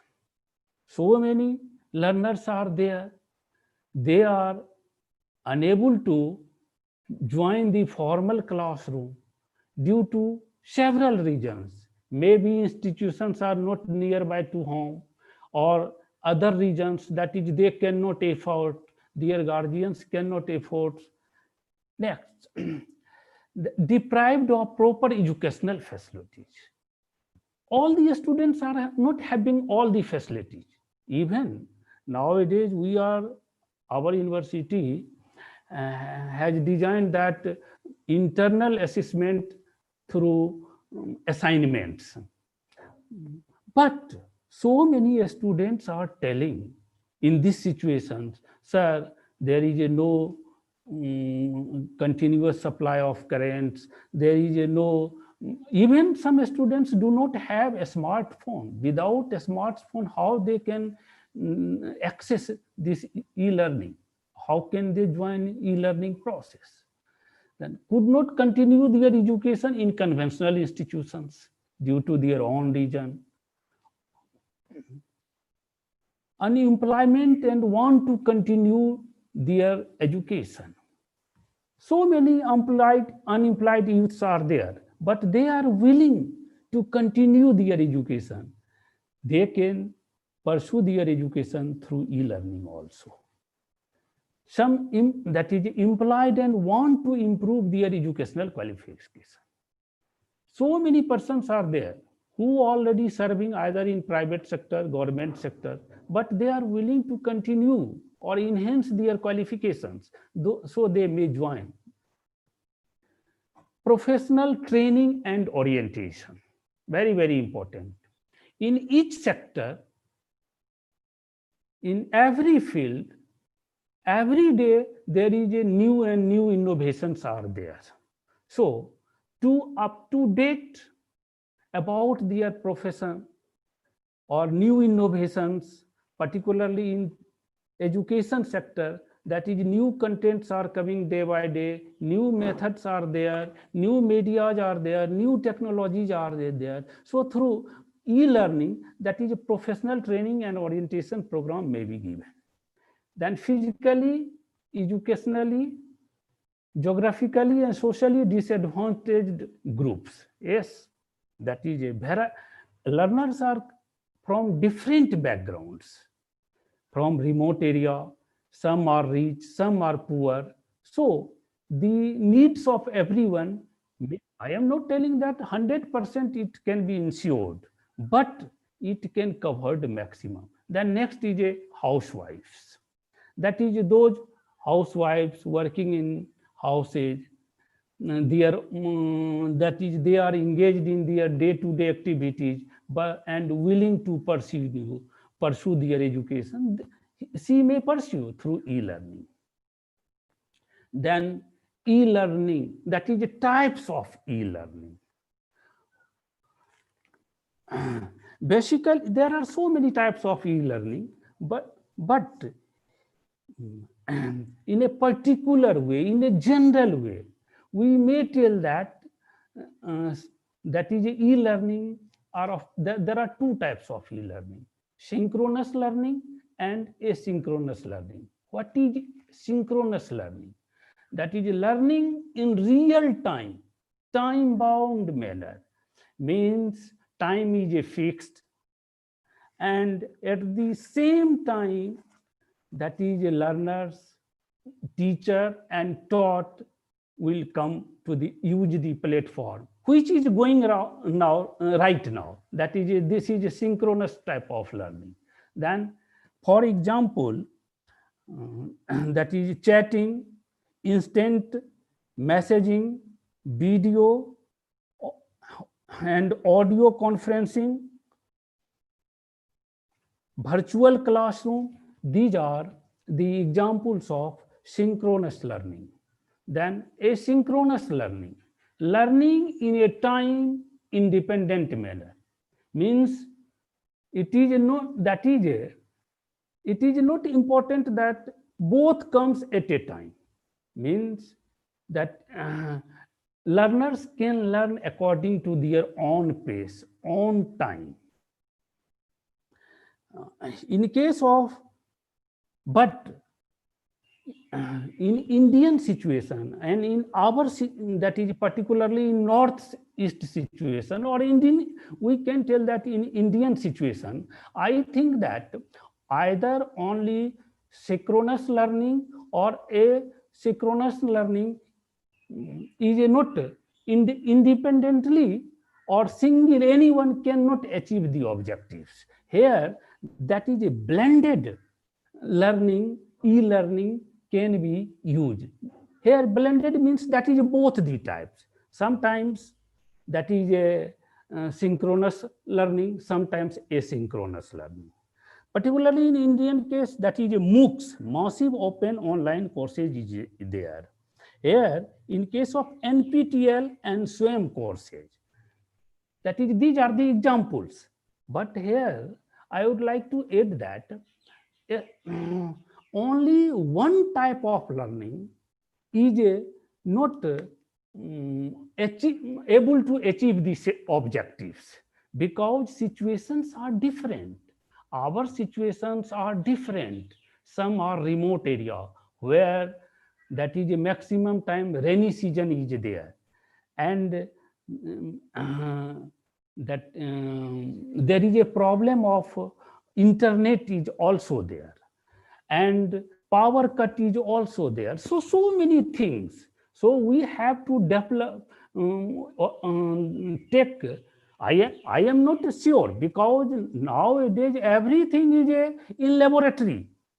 Nothing clear-cut instruction is there, because we have to obey the rules and regulations of the UGC, under the guidance of UGC, and nothing is clear from UGC also. It changing continuously till the concrete decision or guidelines is not clear. Then that is we have to suggest only, not any proper prescription is there. Yes, this is with this, that is our objectives can be achieved. Then e-learning introspection. Really, we have to, as our Bora sir highlighted, so many questions also. Here also we have so many questions. That is, what are the basic problems that a teacher faces while using e-contents? Because thousands of contents are there, e-contents are there, but when our teacher using e-contents to fulfill the needs of the students, is teacher facing problem? So this is also a matter to investigate and matter of research, theme of research. What is the satisfaction level of the teachers who use the e-contents? Teachers are satisfied or not? Are the students comfortable with the kind of e-content available? Thousands of e-contents are there. Whatever we teachers are also giving e-contents, students are ultimately students are beneficiary, either because our ultimate aim is a learning among the learners. Either process having, no doubt process having importance, but ultimate importance is that what is our intention is to convey the information to the learners. Learners are feeling comfortable with these e-contents or not, youth level. What do the students exactly expect from the e-contents? That is also because whatever the e-contents that is that fulfills his or her needs or not, that is how effective is e-contents. E-content is effective or not, that is also very, very important.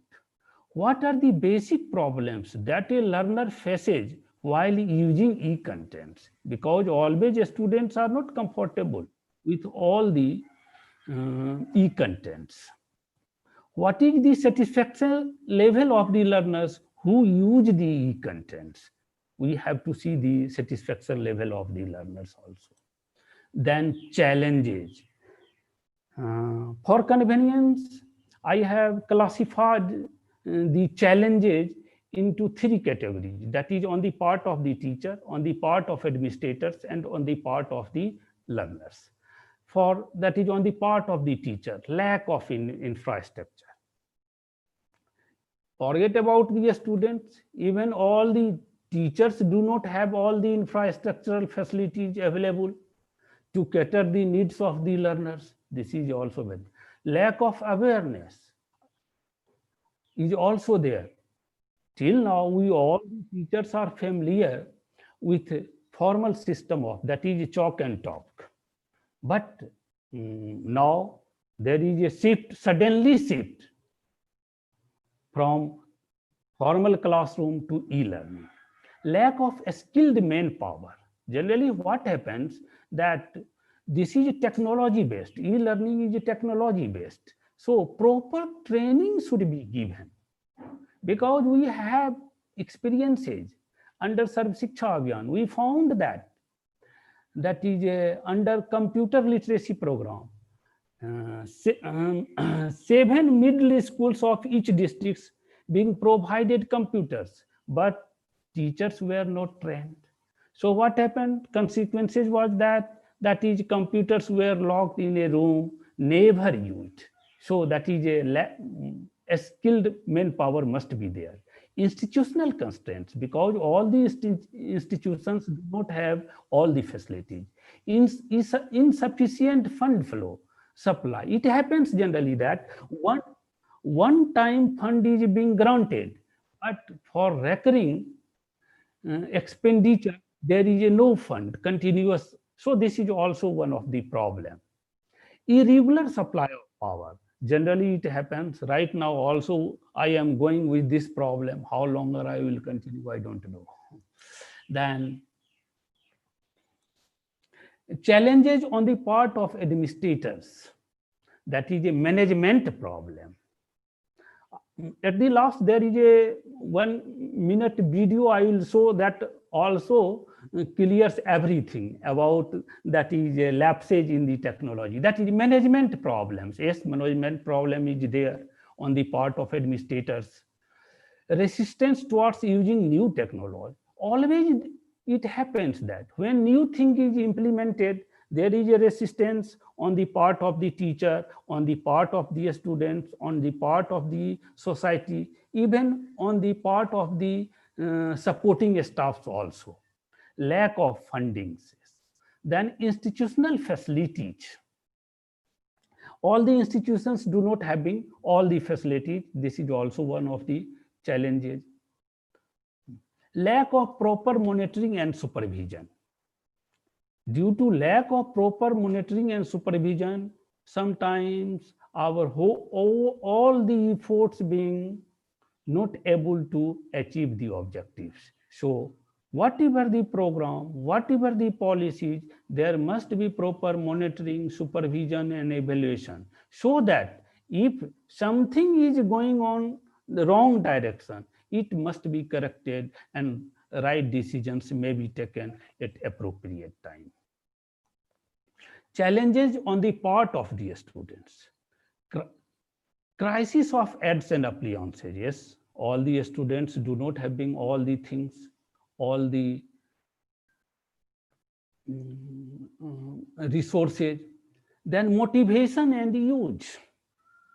First, whatever the changes is there, shift is there, for each rules and regulations, for each shifts, their benefits, their challenges must be informed to the clients, that is students. So students must be motivated properly about its importance, its usage. Lack of proper feedback. Feedback should be given to the students as well as teacher, as I interacted earlier also. Lack of proper follow-up, no doubt. In the namesake, monitoring is there, supervision is there, and evaluation is there. But due to lack of follow-up, what suggestions are being given on the basis of monitoring, supervision, or evaluation? Follow-up should be there. If some sort of lapses are there, that must be met up. Some sort of changes in process, that must be changed.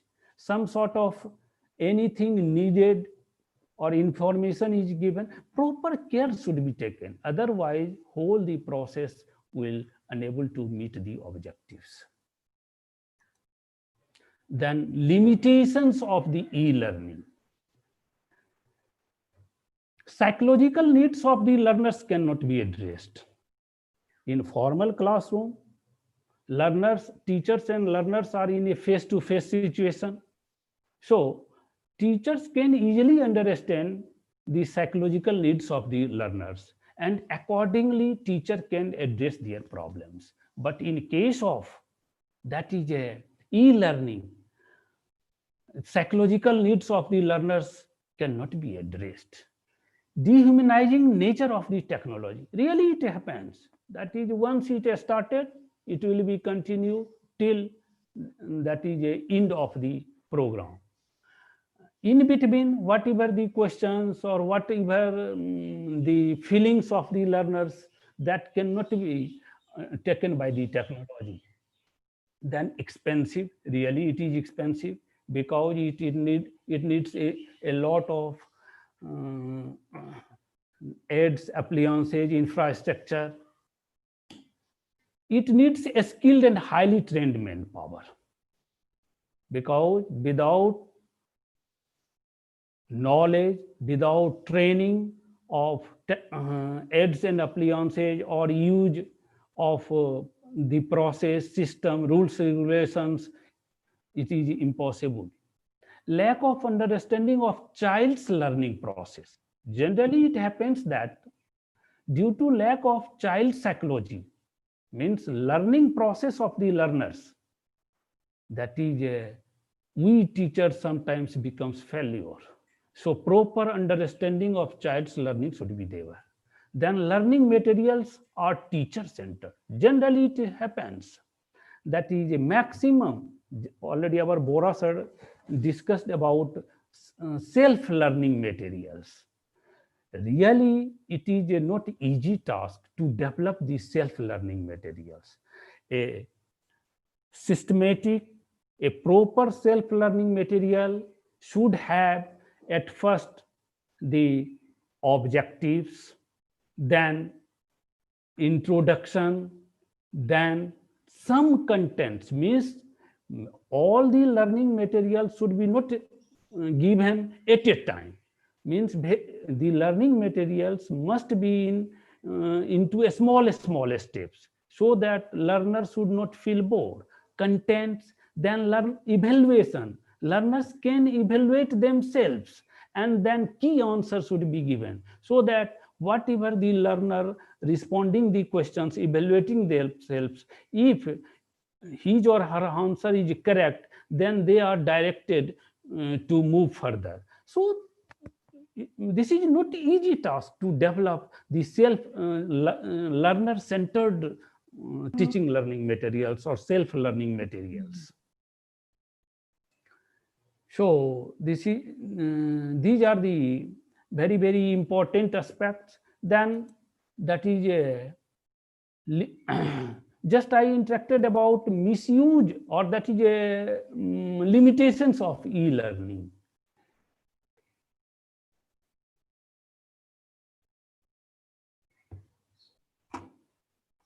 So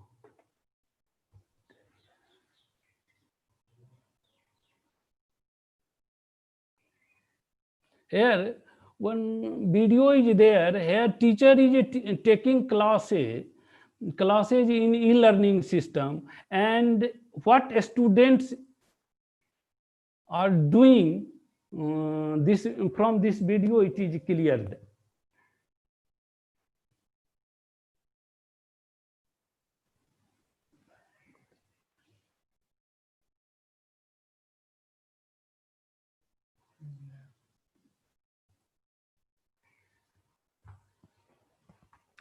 In this video, that is a teacher is taking classes, but students just started, and after that she is sleeping in his or in her room. Not part, but teacher is thinking that a student is a learning. See please through this video.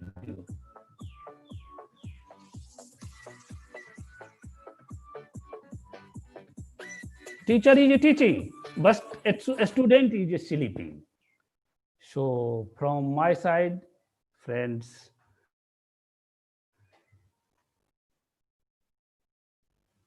let me conclude. Any question is there?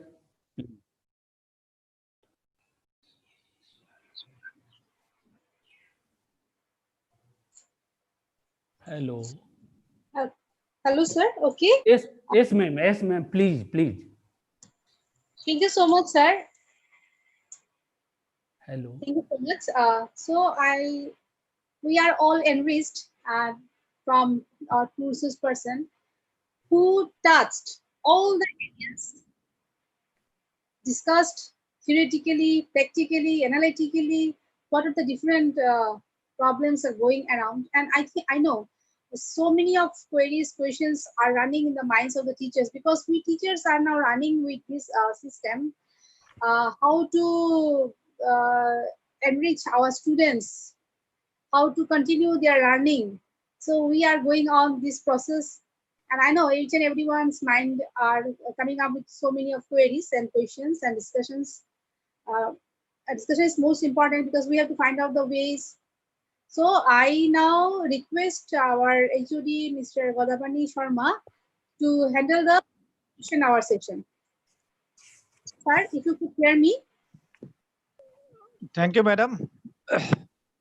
Am I audible, madam? Yes, you are audible. You are very much audible. Actually, I write in the chat box if any questions by our respected participants, then they have to put the questions. But up till now, there is no question in the chat box. Therefore, I request all the participants, if you have any question, you please raise your hand, and automatically we will unmute you, and you can put the question. Please, Okay, participants. Okay, I may unmute them also if they have the questions. If they raise, I'll unmute them. In the meantime, there were some questions in the YouTube live streaming. So many of queries were also there.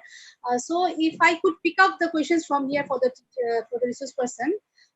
So I'm picking the questions from there. From your kind permission, Farma. Yes, madam. Yes, madam. You pick up the question from YouTube link, and in the Zoom chat box, if anyone raise hand, then we unmute them.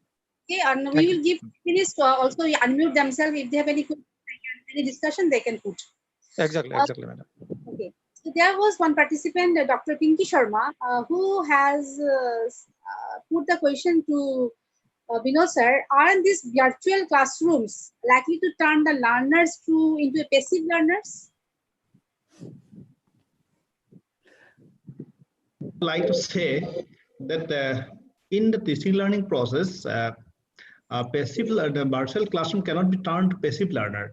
Rather, in face-to-face classroom, in fact, sometimes we see that that monotony, one-way traffic is particularly seen in the face-to-face classroom, where the teachers play the most powerful existence in the classroom. But in a virtual classroom, what we see, the virtual classroom can be successful only in case of where there is reciprocal interaction between the learner and the teacher. Therefore, in a virtual classroom, in fact, in virtual teaching, the learner shall have to play the same active role or more active role than the teacher, because the inquisitiveness of the learner actually provoke the teacher to give the actual interpretation of the context. Otherwise, the online classroom or online classes will not be such effective. Therefore, we always expect that in the virtual classroom, the learners will be the most active element and not the passive learner. Therefore, I think that reciprocal interaction between the teacher and learner is very much seen in a successful online classroom. Okay, sir. I have a query here.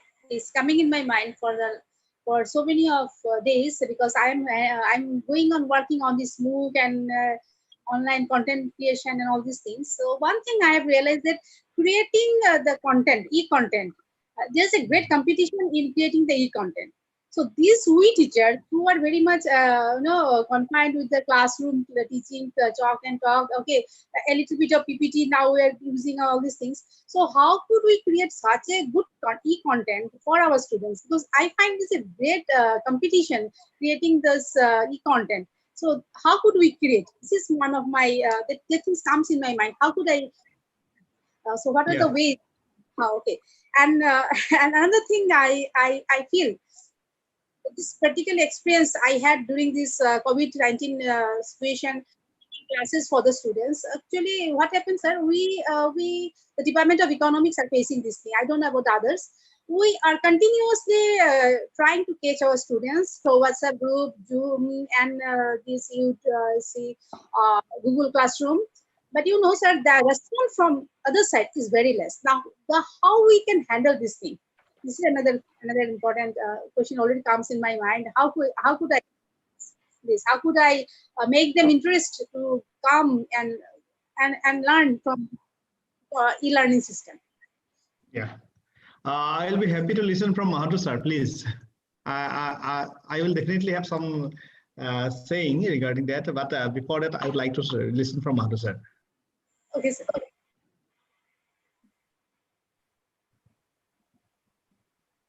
Sir, you unmute yourself, sir. Mathu, sir, yes. Hello, sir. Sir, ma'am, please. Yes, sir. Am I audible? Yes, sir. Okay. So, as madam, you asked about that is a good e-contents. Really, good, better, best, bad, these are relative terms. It cannot be isolated, measured in isolation. It cannot be measured in isolation. These are relative terms. So we may tell only that good is that which fulfills the needs of the learners. Fulfills the needs of the learners. The material, 1,000 materials are there. Already I raised so many questions in our that is slide presentation. That is these are the immediately we cannot tell because these are relative terms. But just I told that the self-learning materials,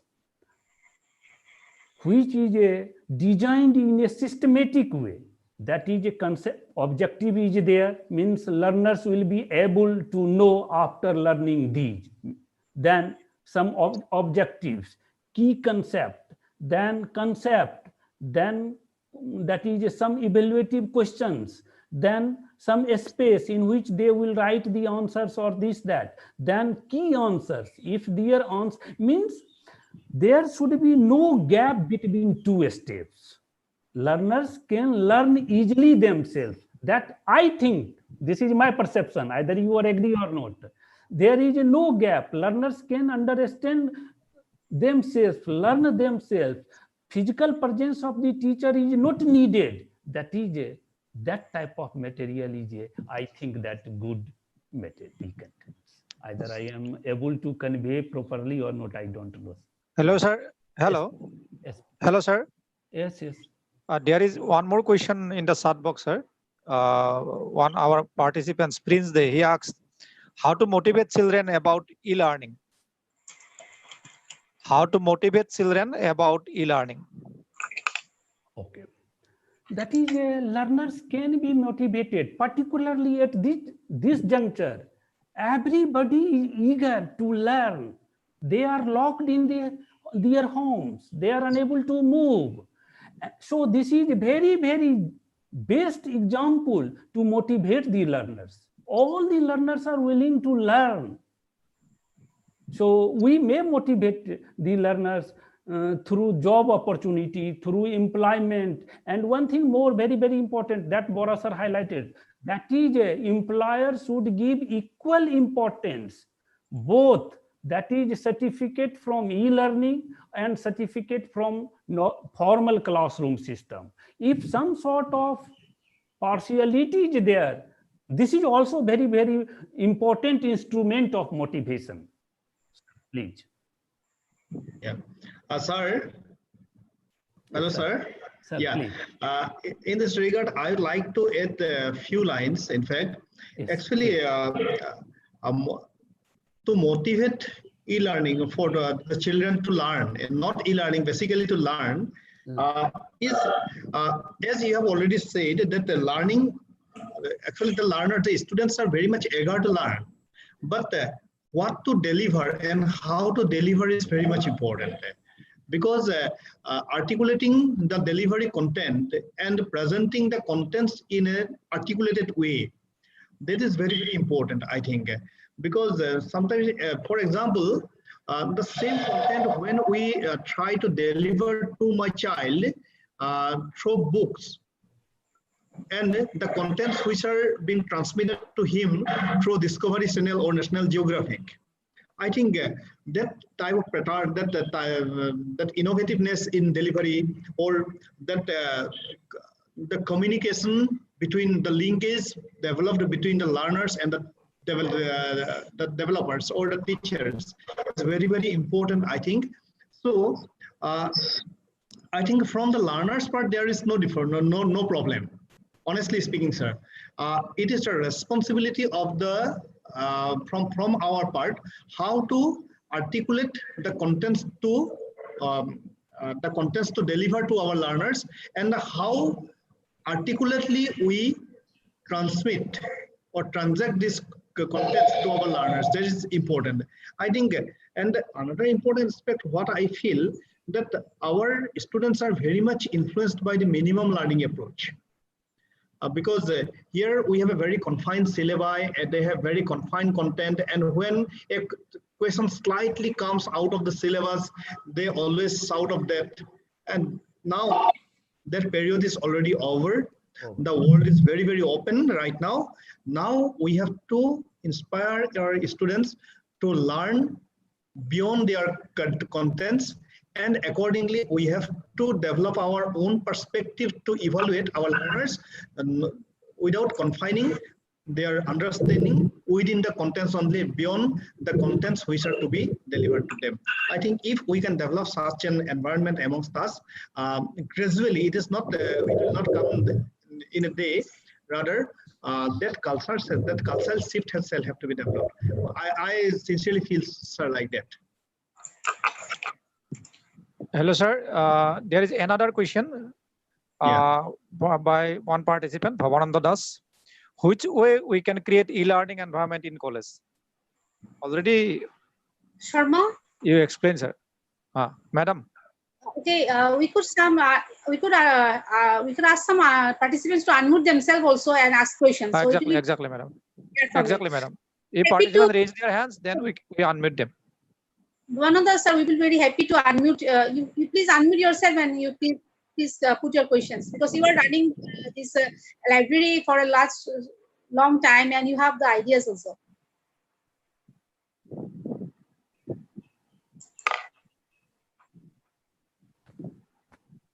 Okay, Sharma, I think it's not able. So, sir, please you go on for the question.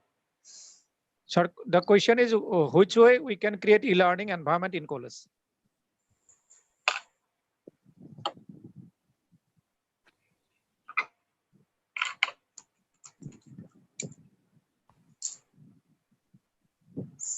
Mahato sir? Yes, ma'am. Sharma sir is putting a question. Hello, sir. Please, sir. One participant asks, which way we can create e-learning environment in college? Sir, please respond the question, sir. You specifically give to Mahat, some teacher, otherwise it will be difficult. So, please, okay, Mahato, sir. E-learning environment in college. In college, exactly, sir. Yes, yes. First, learners must be motivated. And at the same time, teachers must be motivated. Teachers must be oriented. Learners should also oriented about benefits, that is prospects of the e-learning and their usage, and we must highlight the pandemic situation, present situation, and this situation is not going to complete within one day.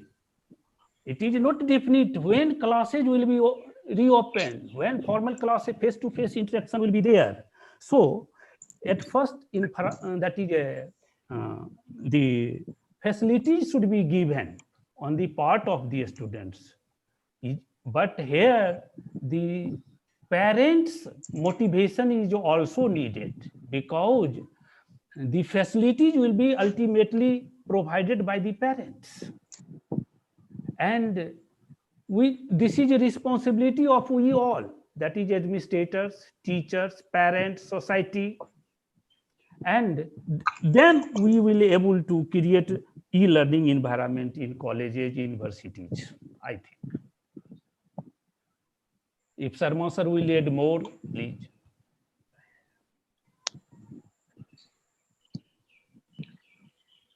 Thank you, sir, for your clarification in the queries. Hello, madam. Okay, sir. Okay, sir. So this session is over, madam. I think over. So if I think no one is interesting, and not all have given their questions, so everyone has got their answers and queries from the faculty, guest, our speakers. They have spoken. So one thing I want to hear from the Vinod sir, actually, sir. The thing is that the time has came for self-learning. It is a time for the self-learning, whether it is for the teachers, whether it is for the students.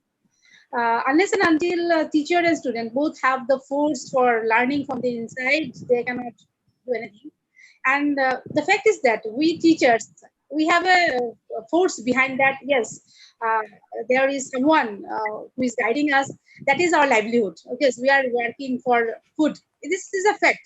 Nah, so most of the teachers, whether they are from high secondary, from nursery classes to university level, anyone. So that is the fact, and that guiding force actually forces us to, yes, we have to go to the system. And someone likes, someone doesn't like. But the fact is that how this will come from the parents. How, because we know that in this MOOC courses, so many enrollment goes there, but at the end, when no one could continue. So these things are happening. So it is a great challenge, I think, sir. This transformation is happening, so it's a great challenge. Yeah. And I think, sir, whether this education system of Indian education system will be taken out by some others from foreign countries, and we could. Yeah. Yeah, madam. In fact, I very brief. Actually, I would like to say something regarding this very matter. Before joining in university administration, I was a college teacher, and now I always have a dream that, and I always have a repentance. In fact, why I have got this self asylum. Living the most precious or most prestigious job of a teacher, and when I feel like that, and now I really feel how I was autonomous and how I was independent, how I was self-inspired, self-motivated, and everything. Because right now I have some entrusted responsibility. I have some entrusted responsibilities, rules and regulations, and I am the custodian of all these rules and regulations. But I'm not the master of my activities. That is the difference between you and me. You are the master of what you are doing. So first of all, for self-motivation by a teacher is that all the teachers should think that or realize that he is the master of what he thinks, what he does, and what he actually executes. And from that point of view, I think that is the most precious motivation a teacher had. And from that point of view, I think there is enough scope to be self-motivated or to experiment new things, to use or to innovate new ideas in teaching, learning, and everything. And here the students are the most active recipient of all your experiments, all of your ideas. And if we ignore this very aspect, then I think teaching learning will not be effective. In every moment, we always feel that teaching is an exciting adventure. And every moment, I honestly believe that a teacher is a person who has enough courage to adopt any means, what he feels is correct and what he or she feels appropriate in a particular situation. And this situation is very, very different. Yes, you say that University Grants Commission is saying, or Government of Assam is saying that you are to go for online class and everything, but you understand what is the ground reality. And but in every reality, there is every possibility also. That is the prospect what you are talking of. We are talking of alternative pedagogy. In this present situation, what I honestly believe that you cannot depend completely solely on online teaching, but you have simultaneously have other devices, other alternatives through which you can properly serve your students, you can help your students. But as a teacher, I honestly believe that you shall have to develop that kind of synergic, that kind of reciprocal connection with your students, and the teacher shall have to take the pain. I think now this is the time to take pain. And with that pain, we shall have to search the satisfaction. I think by taking the pain of adopting new tools, new methods, new perspectives, I think we will have the great satisfaction in this very, very critical juncture of human civilization. Thank you, ma'am. Okay. Thank you, sir. Thank you so much. So hope that with this Indian having so many of rural population living in the rural areas with non-accessibility of so many things, surely a system will come and each and everyone could be connected through these e-learning processes. And now we are at the end of the session. So I now request our IQAC coordinator, Mr. Krishnabodho Das, to have the concluding remarks.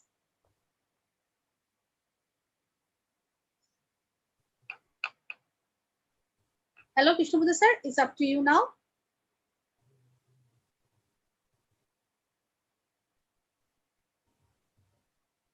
Please unmute yourself.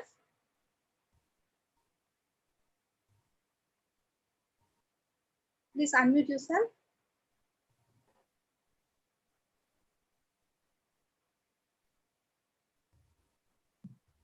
Hello. Yes, you're audible. Madam, can you see me? Am I visible and audible? You're audible as well as Yes, visible. yes. Okay. You are audible and Thank you visible. so much. Respected Principal, Karimganj College, Dr. Ramanoj Chakraborty, respected HOD Economics, Sri Godapani Sharma, coordinators, Dr. Suchitra Das, Madam, and Dr. Ritumuni Haloi. Two resource persons, respected Dr. Vinod Chandra Boda, Joint Registered Academic, Dibrugarh University, Dr. Ramkumar Mahato, Assam University, Silchar, and dear participants. Today we have a very good webinar on e-learning, its challenges and its advantages and perspectives. The two speakers have spoken extensively on this topic. We have learned so many things. I have noted some positives and negatives and the challenges from the speeches of the two speakers. So what we have learned from the resource persons, I have written a few of them. First, we have learned what is e-learning. Basically, e-learning consists of recorded contents. This could be videos, audios, presentations, and live classes. Mainly, basically, videos. 95% of e-learning contents are videos. So, what are the positives? What are the positives of e-learning? First point is it is anywhere. That means we can access e-learning anywhere. That means suppose I am sitting here at Karimganj, I can learn. If I am sitting, suppose tomorrow I go to Guwahati, I can open my laptop, I can open my phone, I can sit and I can see the video, I can see the listen to the audio, and I can access at any point of time, at anywhere. Next point is anytime. That means in traditional classroom teaching, what happens, suppose we have a mathematics class, we need to go to the college, we need to go to the mathematics class at 11 p.m. at number 3 and like that. So there is a definite place, definite time, we have to go there. But in online learning, what happens, there is flexibility of time. We can sit at 1 p.m., we can sit at 2 p.m. It is up to us. So there is no, rigidity in time. Next point is, time saving. That is very important in online learning or e-learning. That means if my institution, my college or my university is suppose 10 kilometers away from my house, so I have to go by bus or by, whatever mode of transportation, right? So I have to spend some time. That means, half an hour or 1 hour or, some time I have to spend. But in online learning, we need not spend time. Next is self-paced. That is very important. Suppose we have a video content and the video content is of 1 hour, suppose, right? So first I see first 10 minutes, then I stop a little bit, then again I start after half an hour, then from that 11th minute onwards, I can continue, right? So it is self-paced. Another important point in e-learning, I mean, the advantage of e-learning is repetition. That means I can see the same content again and again. So which is not allowed in traditional classroom learning. So that is very important point. I mean, the advantage of e-learning. Next point is cost effective. That is another important point. Then is consistent course. And one more advantage of e-learning is local to global. Suppose I am sitting here at Korea, and if I want to have a course, suppose in MIT, Massachusetts, USA, I can choose that course and I can get a degree from there also. Right? So these are the advantages of e-learning. Okay, so having said that, I mean, having all these advantages of e-learning, still we have some challenges, and also we have some negatives of e-learning. Now, what are the challenges we have learned? I mean, Bora sir has explained very well the challenges, and our principal sir has also spoken about the challenges. The number one challenge is, that is technological challenge. What is technological challenge? Number one is accessibility. That is very important. Now I am sitting here at Karimganj, the heart of the town. I have internet access and all these things, right? But we have students in far-flung areas. We have students in the Mizoram border. We have students in the hill areas and all. So they are not having accessibility to the internet. They are not having access to the electricity also. There are still many villages which do not have electricity. Our India is rural based, so we don't have electricity all over the country, right? So accessibility is a major problem. It is a very, very, technological problem. Number one is computer literacy. That is another factor. That is another challenge. Computer literacy is not. Not all the students have computer literacy. Because in schools and colleges, computer is not a compulsory subject. So computer literacy, a major challenge, technological challenge. Next is internet access, right? So not already in the first point, accessibility, I have said that internet is not access to all the places. So or if the internet is there, then the speed is very low. So that is another technological challenge. Next, there are challenges from the student side. In traditional classroom, what happened? Students got the class and they sit in the midst of their, the classmates. They have their friends. Teacher is there, so face one-to-one interaction is there. Face-to-face interaction is there. So students are, students are well organized and they are motivated also. But in online classes, what happened? They must be more and more mature. They must be more and more disciplined. They must be well organized. They must be well motivated. So that is challenge, I would say. Next challenge from student side is right. So in classroom, what happened? They're in the midst of their friends. They're in the midst of their classmates. Teacher is there. Everyone is there. So they don't feel isolated. But in online classes, they feel isolated most of the time. Next is that is very, very important. What I feel is that online learning is not appropriate at all for young learners. I mean, the school boards or the primary school students. I think for me, this is a big challenge. I mean, for the young students, for school boards, for primary students, and there are challenges from the teacher sides also. One is lack of online qualities. There are teachers who are not familiar with all these online qualities and all these things, right? And next is teacher must be available 24/7. So that is another big challenge on the part of the teacher. Now, these are the challenges on the part of the technology, on the part of the teacher, on the part of the students. Now, if these challenges are to be met, then government has to, government has to decide how these challenges should be met. I mean, the technological problem, government should take necessary action so that internet and electricity becomes accessible to all the students, to the remotest part of our country. So that is up to the stakeholder, up to the government, up to the policy makers. Now they have to think how it can be addressed, right? Now, even if these challenges are met, then also there are some negatives of online learning. But Bora sir has explained very, I was hearing and I have noted, One is human interaction is missing. Human interaction is missing. Human interaction with the teacher is missing. When we are in a traditional classroom, there is one-to-one conversation with the teacher. So I mean, the students get motivated, and there is human interaction takes place in online in traditional classroom teaching, but that is missing completely in online classes. Second point, which is very important, is character imbibing. That means human behavior is missing. When a teacher in traditional classroom, what happens now? When a teacher enters the class, the students, the learners, they follow the each and every step of the teacher, how the speaker, how the teacher speaks, how he behaves, what he does. When the students are small, when they are kids, they learn, from their parents. But when they come to college, when they come to the school, they learn most of the things from their teachers, from their mentors. So that is very, very missing in online classes or e-learning.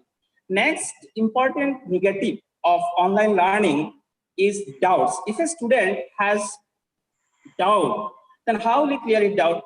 That is, unless the class is live. The class is live, okay, he can put a question in the chat box, and there are another mode of communication in online, live classes. He can put his question and he can get his answer. But in, e-learning, in most of the contents are video content. They are recorded video contents. So, they don't have the learners don't have the scope to clear their doubts. So that is another negative of online learning. And the most important drawback, the most important negative of e-learning or online learning is most of the students postpone. That means in a traditional classroom system, what happens, teacher is there, the students are bound to learn, right? The teachers motivate. Sometimes the teacher takes a joke, teachers make fun, and he adopts different means so that students can learn. But here, in case of online learning, video content is there. It's recorded video content or presentation or whatever, audio. Most of the time, students postpone. He will say, okay, I will see it later on, right? That happens in case of online learning. So these are some of the negatives of online learning. Now, what is the solution? What is, from the speeches of the two speakers, what we have learned? I have noted some of them. Boda sir has mentioned that we have to bridge the gap. We have to bridge the gap in the sense that, there is a digital divide. Now, the students who are here in the heart of the city, they are having access to electricity, they are having access to internet and all these things. But the students who are there in the far-flung areas, who are in the remote areas, they are not having access to all these things. Even they are not having a smartphone. Electricity is not there. Internet connection is not there. So there is a digital divide between the students who are sitting in the, who are staying in the cities and the students who are in the far-flung areas. So a bridge must be created. Now, how this bridge is to be created? Now, Boda has mentioned, how this bridge is to be, created between these two group of students. That is up to the government. That is up to the policy makers and all these things. The second point, the second suggestion which Boda has mentioned is blended mode of teaching, 50-50. Which I think is very good, suggestion. Blended mode of teaching, 50% online and 50% offline. That is, I think that could be, way better than complete online teaching, because online teaching is not accessible to all the students. So blended mode of teaching is another good suggestion. Student-friendly pedagogy, that must be, Second point, next point is change in curriculum. I think changing curriculum, Sir has mentioned, Boda has mentioned, change in curriculum. Probably he was talking about reduction in syllabus and all these things. So if this is then, it is not a bad idea, that could be a good idea, because, if the COVID-19 is not out, if it does not go, then the government, the MHRD ministry, the respective ministry government should be, they will be bound to reduce the syllabus for the students. Next point is change in assessment mechanism and change in assessment mode. That is another very important suggestion from Boda sir. Assessment mechanism and assessment attitude. Most of the times, what we see in our university, this time also we had internal examinations and all, and we conducted online. We gave assignment to all the students and they submitted it. Okay. sometimes what happens, there is chances of cheating, right? That happens. I'm saying this happens, cheating happens in the present system of assessment. So there's, I mean, the policymakers, the university administration, university MHRD should bring some changes in the assessment mechanism and assessment attitude, which Professor has rightly mentioned. Next point which Sir has mentioned is in intra-institute learning. That is very important suggestion. Suppose here a student of foreign language, if we even the NAC, UTC NAC has also has given importance in this case, intra-institute learning. Suppose a student here, he can have access to the classes of suppose Guwahati Commerce College or Pandu College or Cotton College or like this. If you can have MOUs with different institutions, then it is very good for the students. And what is the last, lastly, in the bottom line, I would say, which Sir has mentioned, what Sir has mentioned, that there is no alternative to traditional classroom teaching. There cannot be, in case of traditional classroom teaching, teacher is there, students get motivated.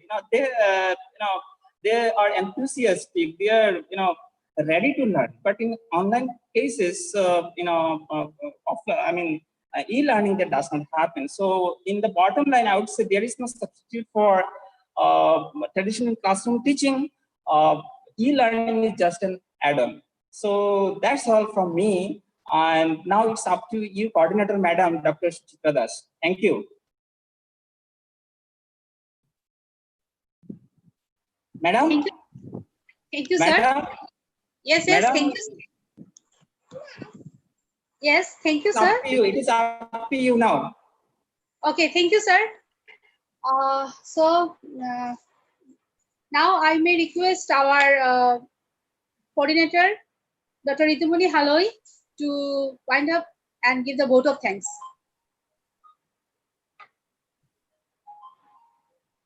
Ritumoni Haloi, sir? Yeah.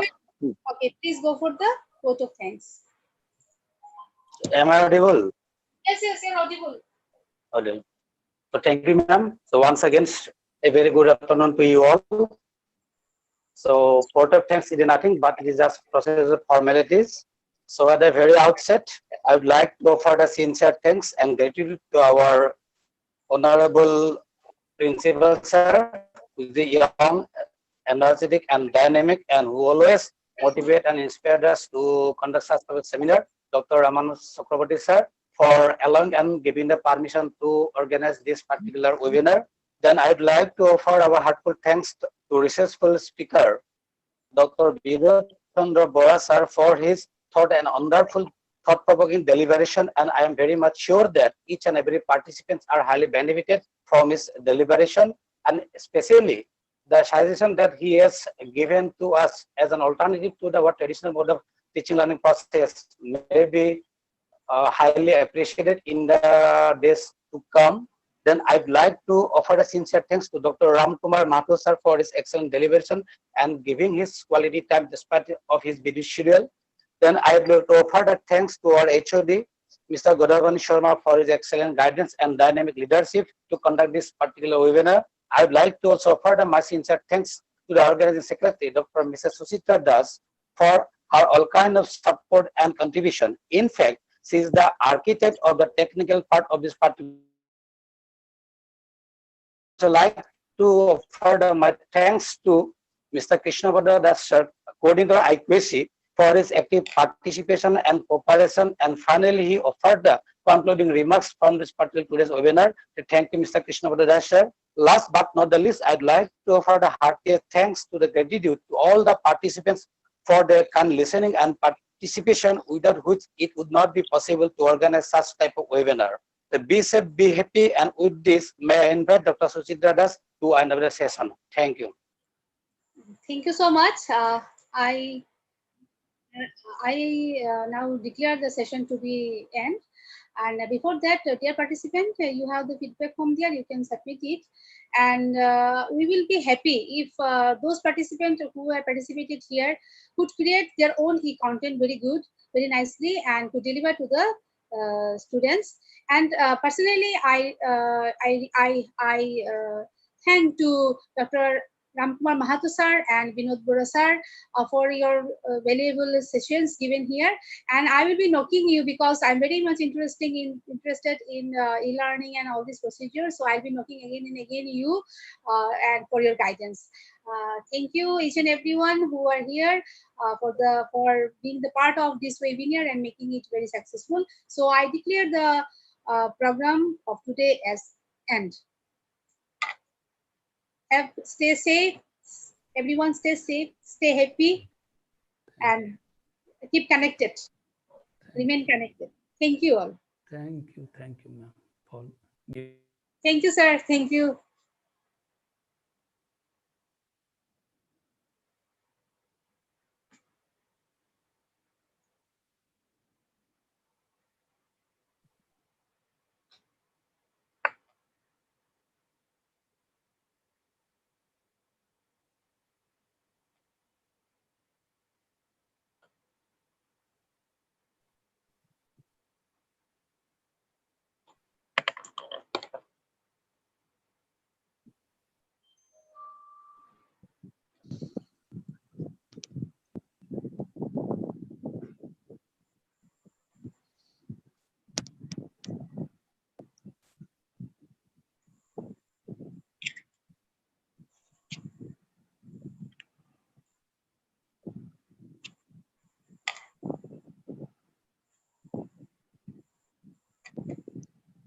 Hello, madam.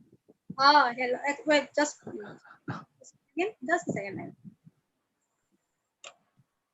Yes, Sharma.